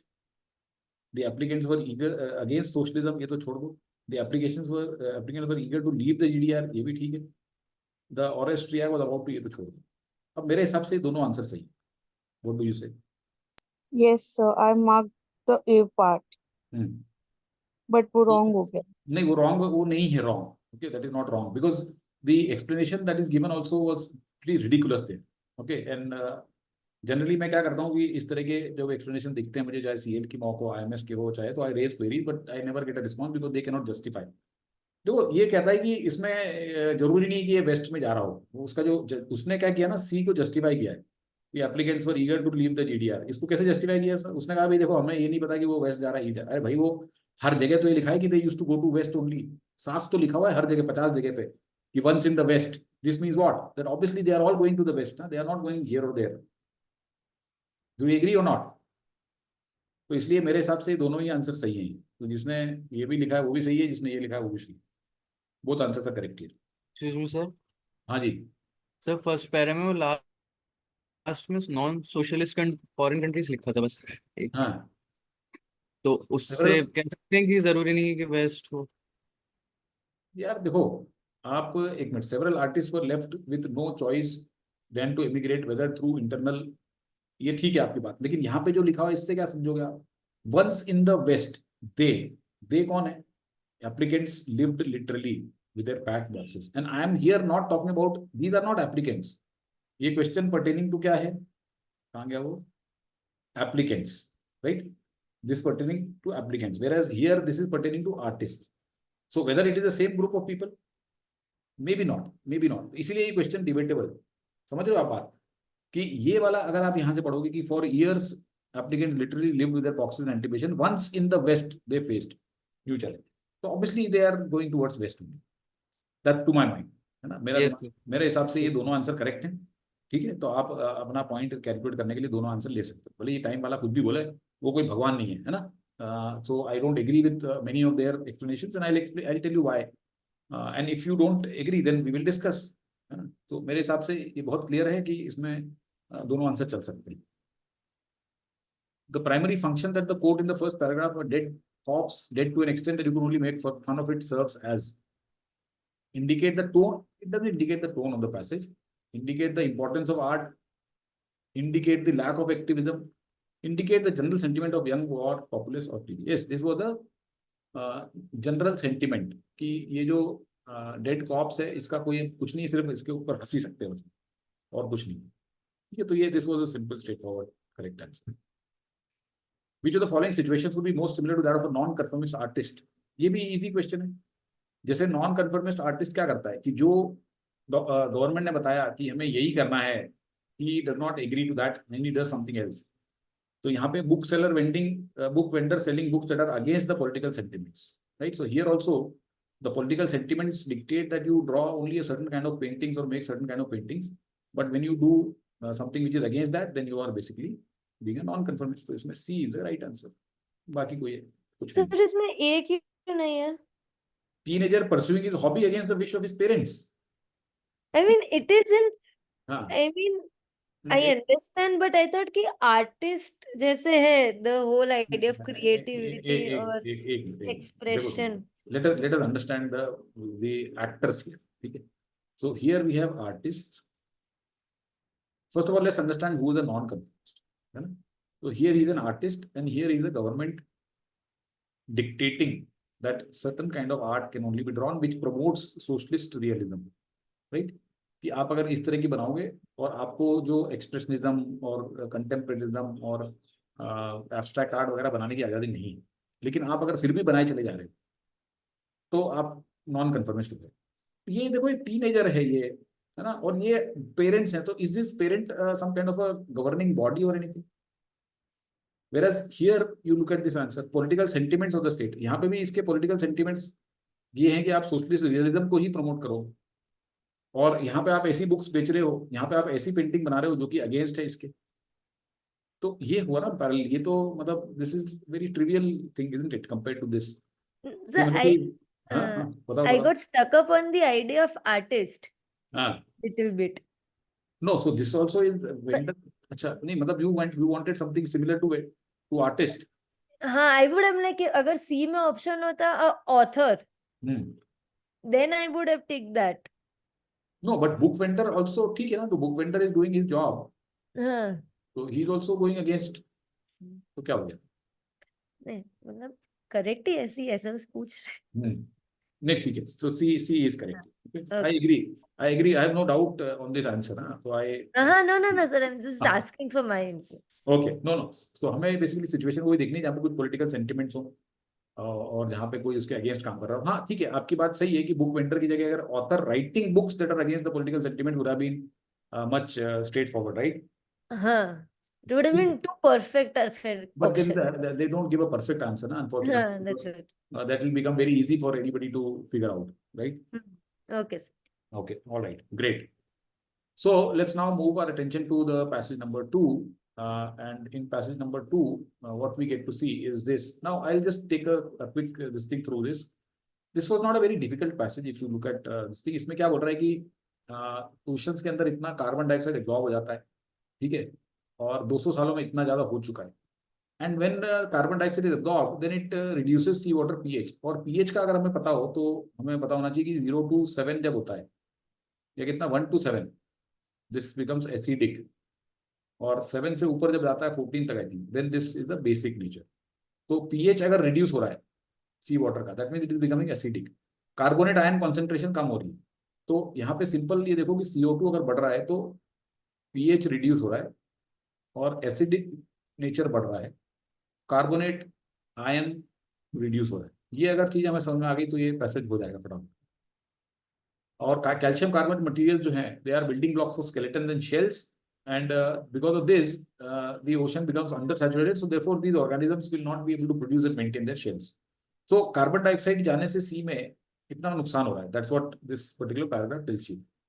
The acidification of the ocean due to industrial emission of CO2 mainly through fossil fuel burning has destroyed the world's coral reefs, including vast treasured reefs like the Great Barrier Reef and reefs of northwestern Hawaiian Islands. तो ये reefs हैं, great barrier reef एक हमें पता है Australia का बहुत ही फेमस है, right? So these are some bodies. तो ये industrial emission of carbon dioxide के कारण, जो कि फॉसिल फ्यूल बर्निंग हो रही है उसके कारण डिस्ट्रॉय हो रहे हैं। Corals are invaluable marine ecosystems and productive community that can be supported even by clear nutrient poor waters. The symbiotic algal cells living in the tissues of coral provide up to 95% of coral's energy growth, and feeding it by using metabolic waste, providing food for themselves and blah blah. These algae also give the coral that beautiful color. And when the coral becomes stressed, the loss of zoo from the coral colony leaves a bare white skeleton. तो यहाँ पे ये बताया कि ये जो algal sales होते हैं, ठीक है, ये टिश्यूज के कोरल में रहते हैं और ये इसको ग्रोथ देते हैं 95% और फीड करके फोटोसिंथेसिस करते हैं। देन कोरल का जो ब्यूटीफुल कलर होता है वो भी इसी कारण होता है, और जब कोरल स्ट्रेस्ड हो जाते हैं तो इसका लॉस हो जाता है जू का, और इसके कारण ये हो जाता है, right? So this talks about how the acidification of ocean affects the reefs, ठीक है। रीफ्स के अंदर क्या चीज होती है जो कि उसको हेल्प करती है, और क्या वो जिस तरीके से जब वो खत्म होने लगती है because of all of this, then what happens? Coral reefs are long known to be threatened by effects of global warming, including coral bleaching, high ocean temperature, rising sea levels. Key causes have been overdevelopment of coastal area, overuse of coral reef resources, migration to this. So all these are reasons why coral reefs have been declining. Unregulated coastal construction such as hotels, factories, with increased sedimentation, destroying reefs worldwide at light levels are reduced. Untreated sewerage, chemical agriculture runoff, मतलब जो agriculture का runoff है जो उसका वहां से चला रहा है वेस्ट, पेस्टिसाइड, हर्बिसाइड्स, ये सब आके मिक्स हो जाता है और इससे कोरल रीफ वाटर में न्यूट्रिएंट लोड इंक्रीज हो जाता है, एल्गी ब्लूम्स बोलते हैं, यूट्रोफिकेशन हो जाता है, और इसके कारण reef communities are basically decline and they become sustainable. So again, this also further elaborates on how all these factors, okay, not just global warming but also coastal construction and untreated sewage, chemical agriculture runoff, all of these things are affecting. But these threats are surpassed by the dangers of ocean acidification. लेकिन सबसे ज्यादा problem ocean acidification है, which was named the number 1 threat. In another study, geologists, these guys have shown that there was a previous time period on Earth where the oceans underwent a significant acidification process caused by high volcanic activity. Then the acidification is preserved in rock formations that occurred during the Permian period. According to paleontological theory, evidence that the increasing levels of this caused a massive die-off of sunlight of sea life more than 250 million. एक बार पहले भी हो चुका है, ये कह रहे हैं कि 250 million years back there was this Permic Triassic extinction period where oceans had a significant acidification that was triggered by high volcanic activity, and the acidification is still preserved in rock formations that occurred during this, and therefore there was a massive die-off of sea life. So this passage talks about a couple of things. One is about increasing carbon dioxide absorption in ocean is causing it to acidify, and because of that pH is decreasing and carbonate ion is concentration is decreasing, and जो algae जो reefs हैं वो reefs भी die off होते चले जा रहे हैं, and ocean acidification के अलावा भी there are certain factors, but ocean acidification is the worst culprit, and this had happened once 250 million years ago when massive die off of sea life happened. So that was the passage. तो शुरू में ऐसा लग रहा था कि थोड़ा सा ज्यादा डेंस होगा, लेकिन ऐसा इतना है नहीं. देखो हम इस तरह के पैसेज साइंस के when we read, it's not important to understand each and everything to depth, because if we try to absorb this totally, then we may be wasting a lot of time. तो इसलिए हमें इसमें से crux ले लेना है, and then depending upon question, because इस तरह के passages में you will find that there are more direct questions. There are more questions which will be more fact based or not really too many inference based kind of questions, and therefore we will come back when we need to answer those questions, right? So let's look at the questions here. What can be inferred about Permian Triassic extinction period? तो ये तो यार थोड़ा straight forward question हो गया. The period spans about 250 million. This is wrong. 250 million years तो सही है, लेकिन क्या था? It happened 250 million years ago. It does not mean that it lasted for 250 million years. Therefore, this is wrong. There was a high volcanic activity in rock formation during the period. Now, यहाँ पे क्या किया उन्होंने बहुत beautifully एक trap set कर दिया. There was definitely high volcanic activity, right? So there was a definite caused by high volcanic activity. लेकिन क्या ये volcanic activity rock formation में हुई थी? No. इसका जो result है acidification जो है वो preserved है rock formation. Does not mean that this volcanic activity took place in rock formation, and therefore this is not correct. Some of you may have marked this, I think, right? ये है क्या? या पकड़ लिया था ये? पकड़ लिया. नहीं सर, ये सर इसमें फॉल कर गया था सर. बहुत मतलब ये बहुत टेम्पटिंग आंसर लगा सर, हाँ, तो क्योंकि कुछ भी और एक्सप्लिसिटली नहीं बोला था. तो गिर गए इसमें. ठीक है, अभी अगला देखो. Carbonate ion concentration had become lower. देखो ये इनडायरेक्ट है. अब आप बोलोगे कि ये तो यहाँ पे दिया नहीं हुआ है भाई, लेकिन इसका मतलब क्या है कि एसिडिफिकेशन हो गया था. ठीक है, अंडरवेंट सिग्निफिकेंट एसिडिफिकेशन. तो एसिडिफिकेशन से क्या हो जाता है वो यहाँ पे बताया ना कि कार्बोनेट आयन कॉन्सेंट्रेशन कम हो जाती है. वो यहाँ पे बताया इसका आंसर. तो आपको इसको और इसको कंबाइन करना है, right? And then you have to mark this C. Carbonate ion concentration had become lower. वहां पे डायरेक्टली नहीं लिखा है, वहां पे लिखा है एसिडिफिकेशन हो गया. तो और ये तो बिल्कुल ही गलत है. सुपर सैचुरेटेड बिल्कुल रॉन्ग. ये उल्टा बोल रहा है इसका, इसलिए करेक्ट आंसर इसमें सी. सर एक बार डी बता दीजिए ना, गलत कैसे? जो तो उल्टा हो गया ना. सुपर देखो कैल्शियम कार्बोनेट जो है वो भी कम हो जाता है. सी ये देखो, it reduces seawater carbonate ion concentration and saturation states of biologically important calcium carbonate minerals.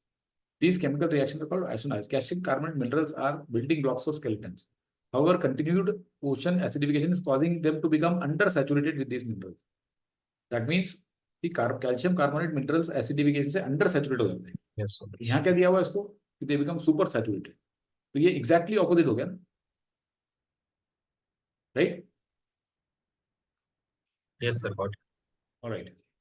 Which of the following statement is true according to the passage? Higher the nutrient load in oceanic waters, the better is the survival rate of coral reefs.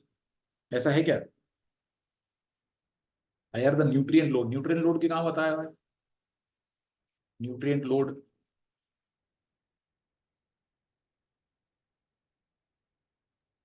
chapter 9. Third last paragraph last line में nutrient input है। नहीं देखो यहाँ पे क्या दिया हुआ है इसने So कि nutrient न्यूट्रिएंट पुअर वाटर्स में भी चल सकते हैं ये, है ना। Corals are invaluable marine system that can be supported even by clear nutrient poor waters. और दूसरा यहाँ पे इसमें न्यूट्रिएंट के बारे में यहाँ पे भी बताया था, coral reefs including coral bleaching, over development, migration, clearance of last third हाँ, cause nutrient load increase in coral reef leading to algal blooms.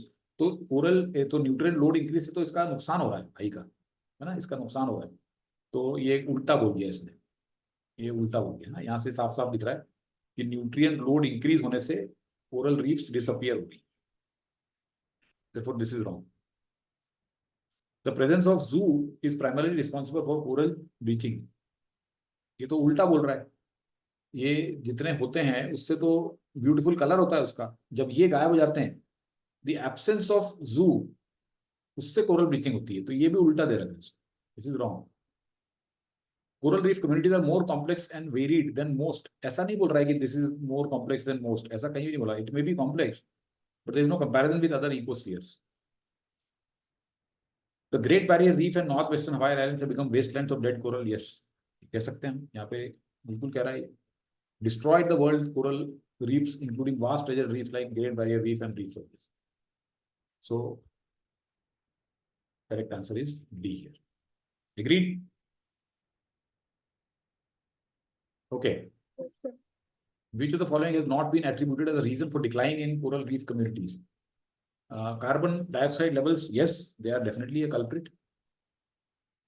An increase in nutrient input to reef communities due to metabolic waste byproducts of corals. यार ये तो इससे तो help होती है.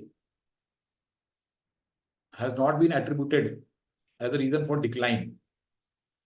So, okay, बाकी का देख लेते हैं. Less light penetrating, ये तो दिया हुआ है साफ साफ यहाँ पे, ये लाइट नहीं आ रही है ना, ये लाइट नहीं आ रहा. Light levels in water columns are reduced, तो ये भी दिया हुआ है. रन ऑफ फ्रॉम केमिकल्स भी दिया हुआ है यहाँ पे, ये run of agriculture run of, ये भी दिया हुआ है. तो करेक्ट आंसर आपको वैसे ही एलिमिनेट करके आ गया और ये सही है. All of the following are true of symbiotic zoo except they use metabolic waste of corals to produce energy for growth. And ये तो दिया हुआ है कि ये metabolic waste use करता है, ये दिया हुआ है. Using the metabolic waste of corals for photosynthesis, साफ साफ दिया हुआ है. So this is given. They are responsible for beautiful appearance. Yes, it is given. They are responsible for beautiful appearance. They can give rise to legal algal blooms and eutrophication. Algal blooms इसके कारण होते हैं क्या? नहीं, ये तो zoo तो यहाँ पे दिया हुआ है, ये तो अलग चीज है. Algal blooms होने का कारण तो कुछ और है. So ये हो सकता है. Their loss leaves behind a bleached coral system. ये भी दिया हुआ है. ये देखिए कि ये जब चले जाते हैं तो ब्लीच्ड कोरल सिस्टम हो जाता है. तो करेक्ट आंसर सी हो गया इसका. एग्रीड? तो ये मुश्किल नहीं निकला, थोड़ा टाइम जरूर लग गया, लेकिन यस, एनी डाउट? बस questions were straight forward, isn't it? Yes, sir. मुझे ये डाउट था कि I mean this passage, I mean of all the passages that we have done, this is quite straightforward because there aren't like a lot of opposing opinions. किसी ने कुछ बोला नहीं है, कोई क्रिटिक्स से ऐसा कुछ भी नहीं है. तो क्या ये पहले नहीं करना चाहिए ये? नहीं. So I'm saying कि मतलब जैसे कैट में do these appear or they appear like something. Yes. I mean, yes, this they is appear. like less trickier than any other. I'll send you simple passages. अभी जैसे अगर आप देखोगे तो लास्ट ईयर नहीं, हमने एक बार वो ऑक्टोपस वाला एक जो किया था, that was I think that is नहीं, एक ऑक्टोपस वाला था हाँ. 22 में, फिर एक 21 में कटल फिश के ऊपर था, कटल फिश के ऊपर. तो हाँ, आप ये कह सकते हो कि उसमें एक दो क्वेश्चन थोड़े से ट्रिकियर बना देते हैं. यहाँ पे इसने क्वेश्चन ट्रिकियर एक भी नहीं बनाए. एग्रीड कि यहाँ पे बिल्कुल स्ट्रेट फॉरवर्ड रखे, लेकिन पैसेज इससे भी सिंपल टू रीड होते हैं वो, जो मतलब अगर आप कैट के पैसेजेस तो साइंस के ऊपर बेस्ड देखोगे ना, तो जैसे मैंने आपको कटल फिश वाला बताया, एक 21 का देखना, दैट वाज ऑलमोस्ट इसी तरह से सिंपल था वो भी. ठीक है. फिर एक हमने वो ऑक्टोपस वाला था, वो भी किया था. ठीक है. फिर एक और था जिसमें बात हो रही थी एंट्रोपी की, एक साइंस में एक एंट्रोपी के ऊपर आया था 21 में, वो भी मुश्किल नहीं था। ग्रैंडफादर क्लॉक, उसमें टाइम जैसे जैसे आप क्लॉक्स को प्रिसाइज बनाते जाते हो तो उसकी एंट्रोपी बढ़ती जाती है, तो इस तरह से एक पैसेज था। तो वो भी कोई साइंस के ऊपर मुश्किल है, तो साइंस वाले मुश्किल नहीं आते, बट हाँ ये जरूर है कि एक दो क्वेश्चन थोड़े से वो ट्रिकियर बना देते हैं इनसे। बट यस, रीडिंग में होते हैं ऐसे पैसेज कि मतलब इसमें क्योंकि इसमें ओपिनियन वगैरह नहीं होती है बहुत ज्यादा। हाँ, yes. क्योंकि ये 4 क्वेश्चन तो I could have solved correctly without reading the paragraph, मतलब because like the I mean of course because I knew about this, हाँ, because but you knew about this, कुछ भी बिकॉज यू न्यू। ट्रिकी नहीं था ऐसा। नहीं, आप देखो, आप आपका थोड़ा बैकग्राउंड भी साइंस और ये वाला है ना, हाँ हाँ, आपने भी प्रोबेबली। आपने साइंस इंजीनियरिंग करी है, तो आपको हाँ थोड़ा सा ये वो इसीलिए, अब जैसे जो लोग इकोनॉमिक्स और business, let me get the views of the other side, okay. So anyone from let's say eco, और maybe Tarini might shed some light being from philosophy और psychology kind of background. Yes. Sir ये वाला तो sir मतलब definitely ऐसा कि मेरी first choice ये थी पैसेज की। अच्छा, आपको भी अच्छे लगा ये? तो इसको ये वाला अच्छा लगा सर। अच्छा लगा, चलो एक ठीक है। क्वेश्चन जो है सर, क्योंकि वो थोड़ा सा मतलब अनसेटलिंग हो गए थे वो कार्बोनेशन वाले में, मतलब जो जिसके अंदर कार्बन्स बन रहे थे। ठीक है, गुड। बाकी देखो, सब ये अच्छा लगा सर। कोई बात नहीं, देखो, see don't go by what my sequence would be, because everybody has their own favourite areas और नॉन फेवरेट एरियाज। तो आपको मैं ये कभी नहीं कहूंगा कि आप 100% मेरी ही बात सुन के उसी ऑर्डर में अटेम्प्ट करो। अब बाकी anyone from other side of it, let's say economics और commerce background, what is your view on this? Sir मुझे तो क्रेडिट कार्ड्स वाला अच्छा लगा था। नहीं, क्रेडिट कार्ड वाला तो अच्छा था, Yes, sir, same. बट इस वाले का बारे में क्या विचार है आपका? सर ये मॉडरेट था। क्या था? Moderate. Moderate. Moderate. Anyone found this difficult? Is there anyone who found this difficult? No, अभी देखो, अगर हो तो बता दो, ऐसा कुछ नहीं है, मतलब ये नहीं है कि you don't have to. Sir मैं कॉमर्स बैकग्राउंड से हूँ हाँ, एंड मुझे इसकी लैंग्वेज काफी स्ट्रेट फॉरवर्ड लगी, मतलब अच्छा, आपको भी स्ट्रेट बिल्कुल टफ, फॉरवर्ड लगी? ओके, बहुत स्ट्रेट फॉरवर्ड चलो थी, ठीक है, तो देन कुछ इट था गो। ही नहीं उसमें। सो देन वी, मतलब जब मैं स्किमिंग कर रही थी पढ़ते हुए, मतलब चूज करते वक्त, तभी मैंने इसको पहली बार में सेलेक्ट कर लिया। Okay great, then it's very good, excellent. ठीक है, अब हम फटाफट एक लास्ट वाला जो बच गया है उसको कर लेते हैं, देन खत्म करेंगे, क्योंकि इसमें अब देखो, इसमें क्या है, इसको भी मैंने मतलब लास्ट, इसमें भी कुछ था नहीं एक्चुअली देखा जाए तो, ये भी स्ट्रेट फॉरवर्ड ही है। ये जो दो एक्सट्रैक्ट दिए हुए हैं, तो first extract tells you that there is no difference between the IQ or the capability in terms of intelligence of women and men. So gender is a large part of identity that is defined by our psychological difference. There is no scrap of evidence for a physical difference between brains. हमारे brain में कोई फर्क नहीं है, लेकिन फिर भी हम सेम तरीके से काम नहीं करते। Men rarely share their feelings, are more aggressive and prefer detective stories and science. Women are more emotional, sensitive to pain, like poetry and history. Also, women do better in verbally biased items in tests and men in numerical, diagrammatic. तो main जो है वो QA और DILR में ज्यादा अच्छा करते हैं, विमेन VARC में ज्यादा अच्छा करती है, ऐसा ही कह रहा है, मैं नहीं कह रहा। And in occupation requiring good visual special ability, this difference may be a congenital difference rather than social artifact, but it is hard to tell as society continues to treat. तो ये हो सकता है कि congenital हो, मतलब birth से हो ये फर्क, ठीक है, rather than social artifact हो, लेकिन इसको कहना मुश्किल है जब तक कि सोसाइटी विमेन को इंटेलेक्चुअली इंफीरियर ट्रीट करती थी, है ना, तब तक ये मुश्किल है कहना। When applied to individuals, these laws sometimes break down. अब ये भी क्या है कि ऑन एवरेज कोई कह सकता है, लेकिन अगर इंडिविजुअल पे अप्लाई करें तो ऐसा जरूरी नहीं कि हर पे अप्लाई होगा, ठीक है, only to average part. Some women seem to develop rather masculine temperament, अब कुछ वुमेन जो है वो मेन जैसे हो जाती हैं, some men are reverse of what is expected, but this the part of range of variation which makes sexuality lie on a continue. तो इसलिए हम कह सकते हैं कि ऐसा जरूरी नहीं है कि सब एक जैसे ही हों। So a sound general principle could be applied to the intelligence of sexes with advantage equal but possibly different. तो ऐसा करके उसने बोला कि देखो इक्वल है लेकिन हो सकता है थोड़ा अलग। But let Samuel Johnson have the last word. When asked which are more intelligent, men or women, he replied, which man, sir, or which woman. That means he does not on the surface take it that men in general or women in general are more intelligent. He says कि भाई इसमें आदमियों और औरतों में भी फर्क है, इंडिविजुअल लेके आओ तो मैं बताऊंगा कि which particular man and which particular women, ठीक है। तो दैट मीन्स कि इस पैराग्राफ में बताया गया कि कोई फर्क नहीं है दोनों के अंदर इंटेलिजेंस में, और अगर कहीं अगर होता भी तो वो सोसाइटी बिकॉज वुमेन को कंटिन्यूली इंफीरियर ट्रीट करती है, इसलिए ये चीज हमें पता नहीं बनता। Sex differences are true in neurological terms, how brain is wired to create them and wiring differences. ये कह रहा है कि नहीं, यहाँ पे न्यूरोलॉजिकल उसमें डिफरेंसेस होते हैं। अब इसमें दो पार्ट है ब्रेन की, एक cerebrum cerebrum is thinking part, and cerebellum is basically your acting part. तो left and right size of cerebrum are specialised. अब इसमें भी दो पार्ट होते हैं, लेफ्ट और राइट. इसमें भी दो पार्ट होते हैं, लेफ्ट और राइट. और ये लॉजिकल और इंट्यूटिव और linguistic and visual related in left and right. Beneficial collaboration with hemisphere in women mean better memory, social adeptness. In men within hemisphere links. तो okay, the dominant connection in cerebrum or within hemisphere and in between hemisphere and women. तो men में cerebrum में within hemisphere होता है और women में inter, और उल्टा होता है cerebellum में men का दोनों में होता है और women का एक ही में होता है. ठीक है, तो इसलिए ये बोल रहा है कि ये यहाँ पे रीजन बता दिया कि in men within hemisphere links let them focus on things that do not need complex inputs from both hemisphere, hence monomania. तो थिंकिंग वाले में सिंस आदमी एक ही तरफ फोकस रहता है, इसलिए उसमें उसका मोनोमेनिया होता है, एक ही चीज पे फोकस रहता है. और सेरिबेलम में क्योंकि अलग अलग जगह से वो उनके पास इनपुट आते हैं, इसलिए इनकी मोटर एक्टिविटी बेटर होती है. तो irrespective gender when learning occurs, neurochemical communication is facilitated. In early learning stages neural circuits are activated piecemeal and weekly. Less input is required. Flow of neural activity goes to complex. Higher neural circuit. ठीक है, correct है, इसमें कोई बहुत ज्यादा कुछ सोचने की बात नहीं है.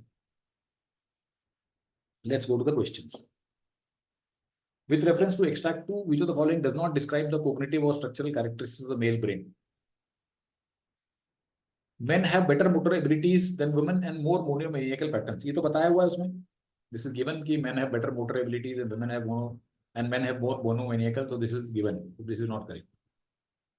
Male brain is better at using only one hemisphere of cerebrum to accomplish. ये भी बताया हुआ है कि मेल ब्रेन में सेरिब्रम तो सेरिब्रम में मेल में विदिन हेमिस्फीयर होता है. ठीक है, तो ये भी बताया हुआ है. This is also not the answer. Men are able to focus on specific issues and block out unrelated information, ये भी बताया हुआ है. In men dominant connection in cerebellum are within hemisphere, ये उल्टा है. ठीक है, ये विमेन अगर होता है यहाँ पे तो सही हो जाता है, या फिर सेरिब्रम होता तो सही हो जाता. तो ये इसलिए simple, very straight forward question. At the end of extract 1, the author strikes a diplomatic note subscribing to the view that we cannot make generalized statements. Yes, ये कह सकते हैं, ये एक डिप्लोमेटिक नोट है, equal but possibly different, है ना, so a general principle.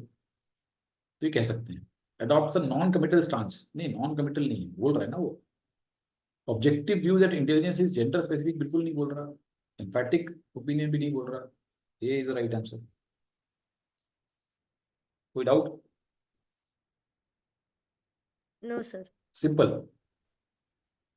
According to extract 1, it is difficult to accept that gender difference with regard to test performance may be a congenital one because. Now here I have a problem.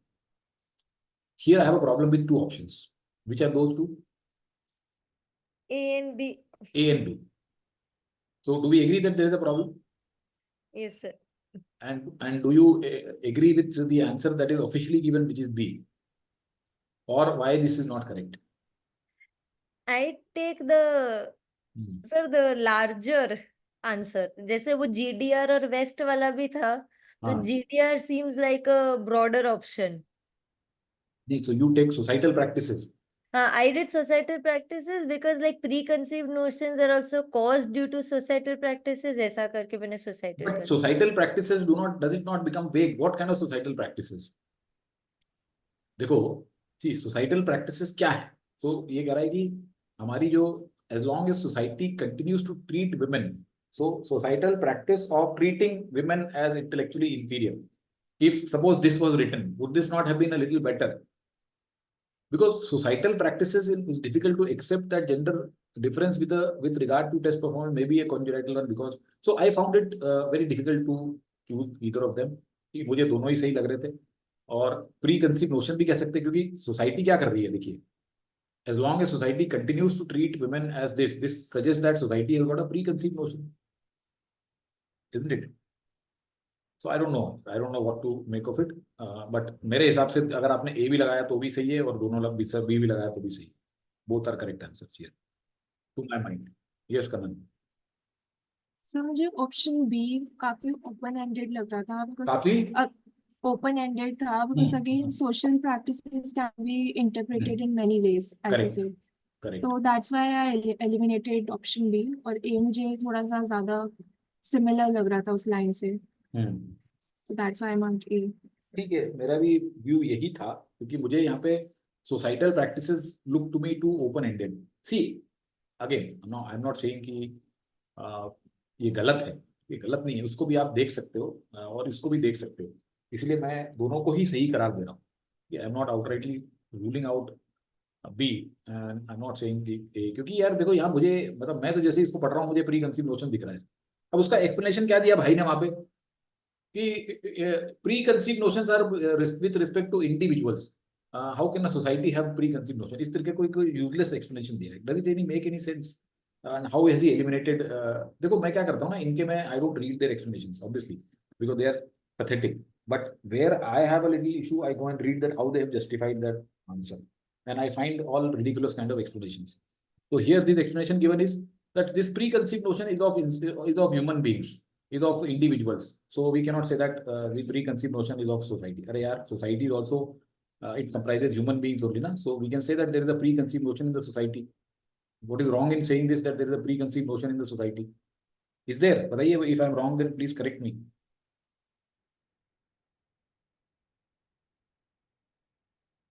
ठीक है, चलो कोई बात नहीं. तो मेरे हिसाब से दोनों सही है. तो अगर आपने ये भी लगाया ये भी लगाया तो अपने आप को मार्क्स दे सकते हैं आप. ठीक है, ये दोनों को हटा दो, कोई फायदा नहीं. With reference to extract 2 of the passage, which of the following does not describe the cognitive or structural characteristics of the female brain? अब ये तो बहुत ही इजी क्वेश्चन है, स्ट्रेट फॉरवर्ड है. Women have better memories and more social years दिया हुआ है. Female brain utilises portions of both of cerebrum. Yes, cerebrum में फीमेल दोनों यूटिलाइज करती है. Because women do not have dominant connection between the spheres of cerebellum, they have poorer. ये भी बोला है कि men have better motor abilities. Women are better at focusing on individual aspects of an issue. बिल्कुल गलत. Monomania is with reference to males, not with females. Correct answer is D. All right. So that brings us to an end to the discussion. Let me throw open for doubts, queries, questions, and your inputs on performance. How did we do? Okay, so there is a query here while attempting the question. I found that 2 questions for extract 2 from the I read extract 1, attempting the question from that. Now that's perfectly fine. कि अगर 2 question extract 1 से हैं, 2 उसके आपके पास time नहीं है तो आप सिर्फ वो कर दो और नहीं तो वो ही कर दो. ठीक है, फाइन, एब्सोल्युटली फाइन. वैसे ये एक्सट्रैक्ट वगैरह वाला आता नहीं है ऐसे कभी, ऐसे 2 करके, बट इसने दिया है तो ठीक है, जो भी दिया है उसने दिया है. That's okay. Okay, so time for final reckoning. What is the score? Anyone would like to discuss how much they scored? Negative हटा के बता सकते हो आप. यस गर्वित. Sir, a very bad score of 21. So Bad score of with 21. minus mark. Yeah. नहीं, 21 Yes. is taking into account the negatives. कि negative हटा के कि नेगेटिव मिला के? Yeah. मतलब क्या है? भाई अगर With सपोज the करो negative. आपकी आवाज कट रही है, आ नहीं रही है, कुछ कनेक्शन में आपकी प्रॉब्लम है लग रहा है. Sir, I would type the answer, sir. हाँ, please. Okay, what else? And learnings also, please tell. And what mistakes you made? Did you realize? Was this exercise useful? What would you do now to change? क्या करेंगे? कुछ थोड़ा बहुत discussion तो करो यार. जैसे थोड़ी अभी हमने we discussed this whole thing and what is the takeaway? Is there any takeaway at all or not at all? I think one of the thing that kind of worked for me was doing paragraph 1, मतलब the first in the end, क्योंकि इसमें 2 extract थे ना, तो I had very little time, so I could just do 1 extract and make it work. Oh, okay, great. So in all you did how many questions? 22 questions. In all, in 40 minutes, I did 22 questions. Okay, and how many did you get correct? I got 4 wrong. 4 wrong, so 18. And out of that, 2 were like stupidest mistakes in verbal ability. I mean, I'm quite ashamed of doing this. I mean, those were the answers questions that you said were easy. Okay. So you let your guard down maybe a little bit there.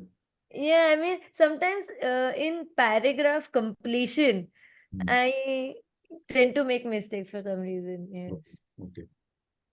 All right. So you would have got around 50 or 52 maybe, right? So that's Yeah, a yeah. good, that's a great score. So that would be within the zone. Okay. Yes, Shubhanshu. Yes sir.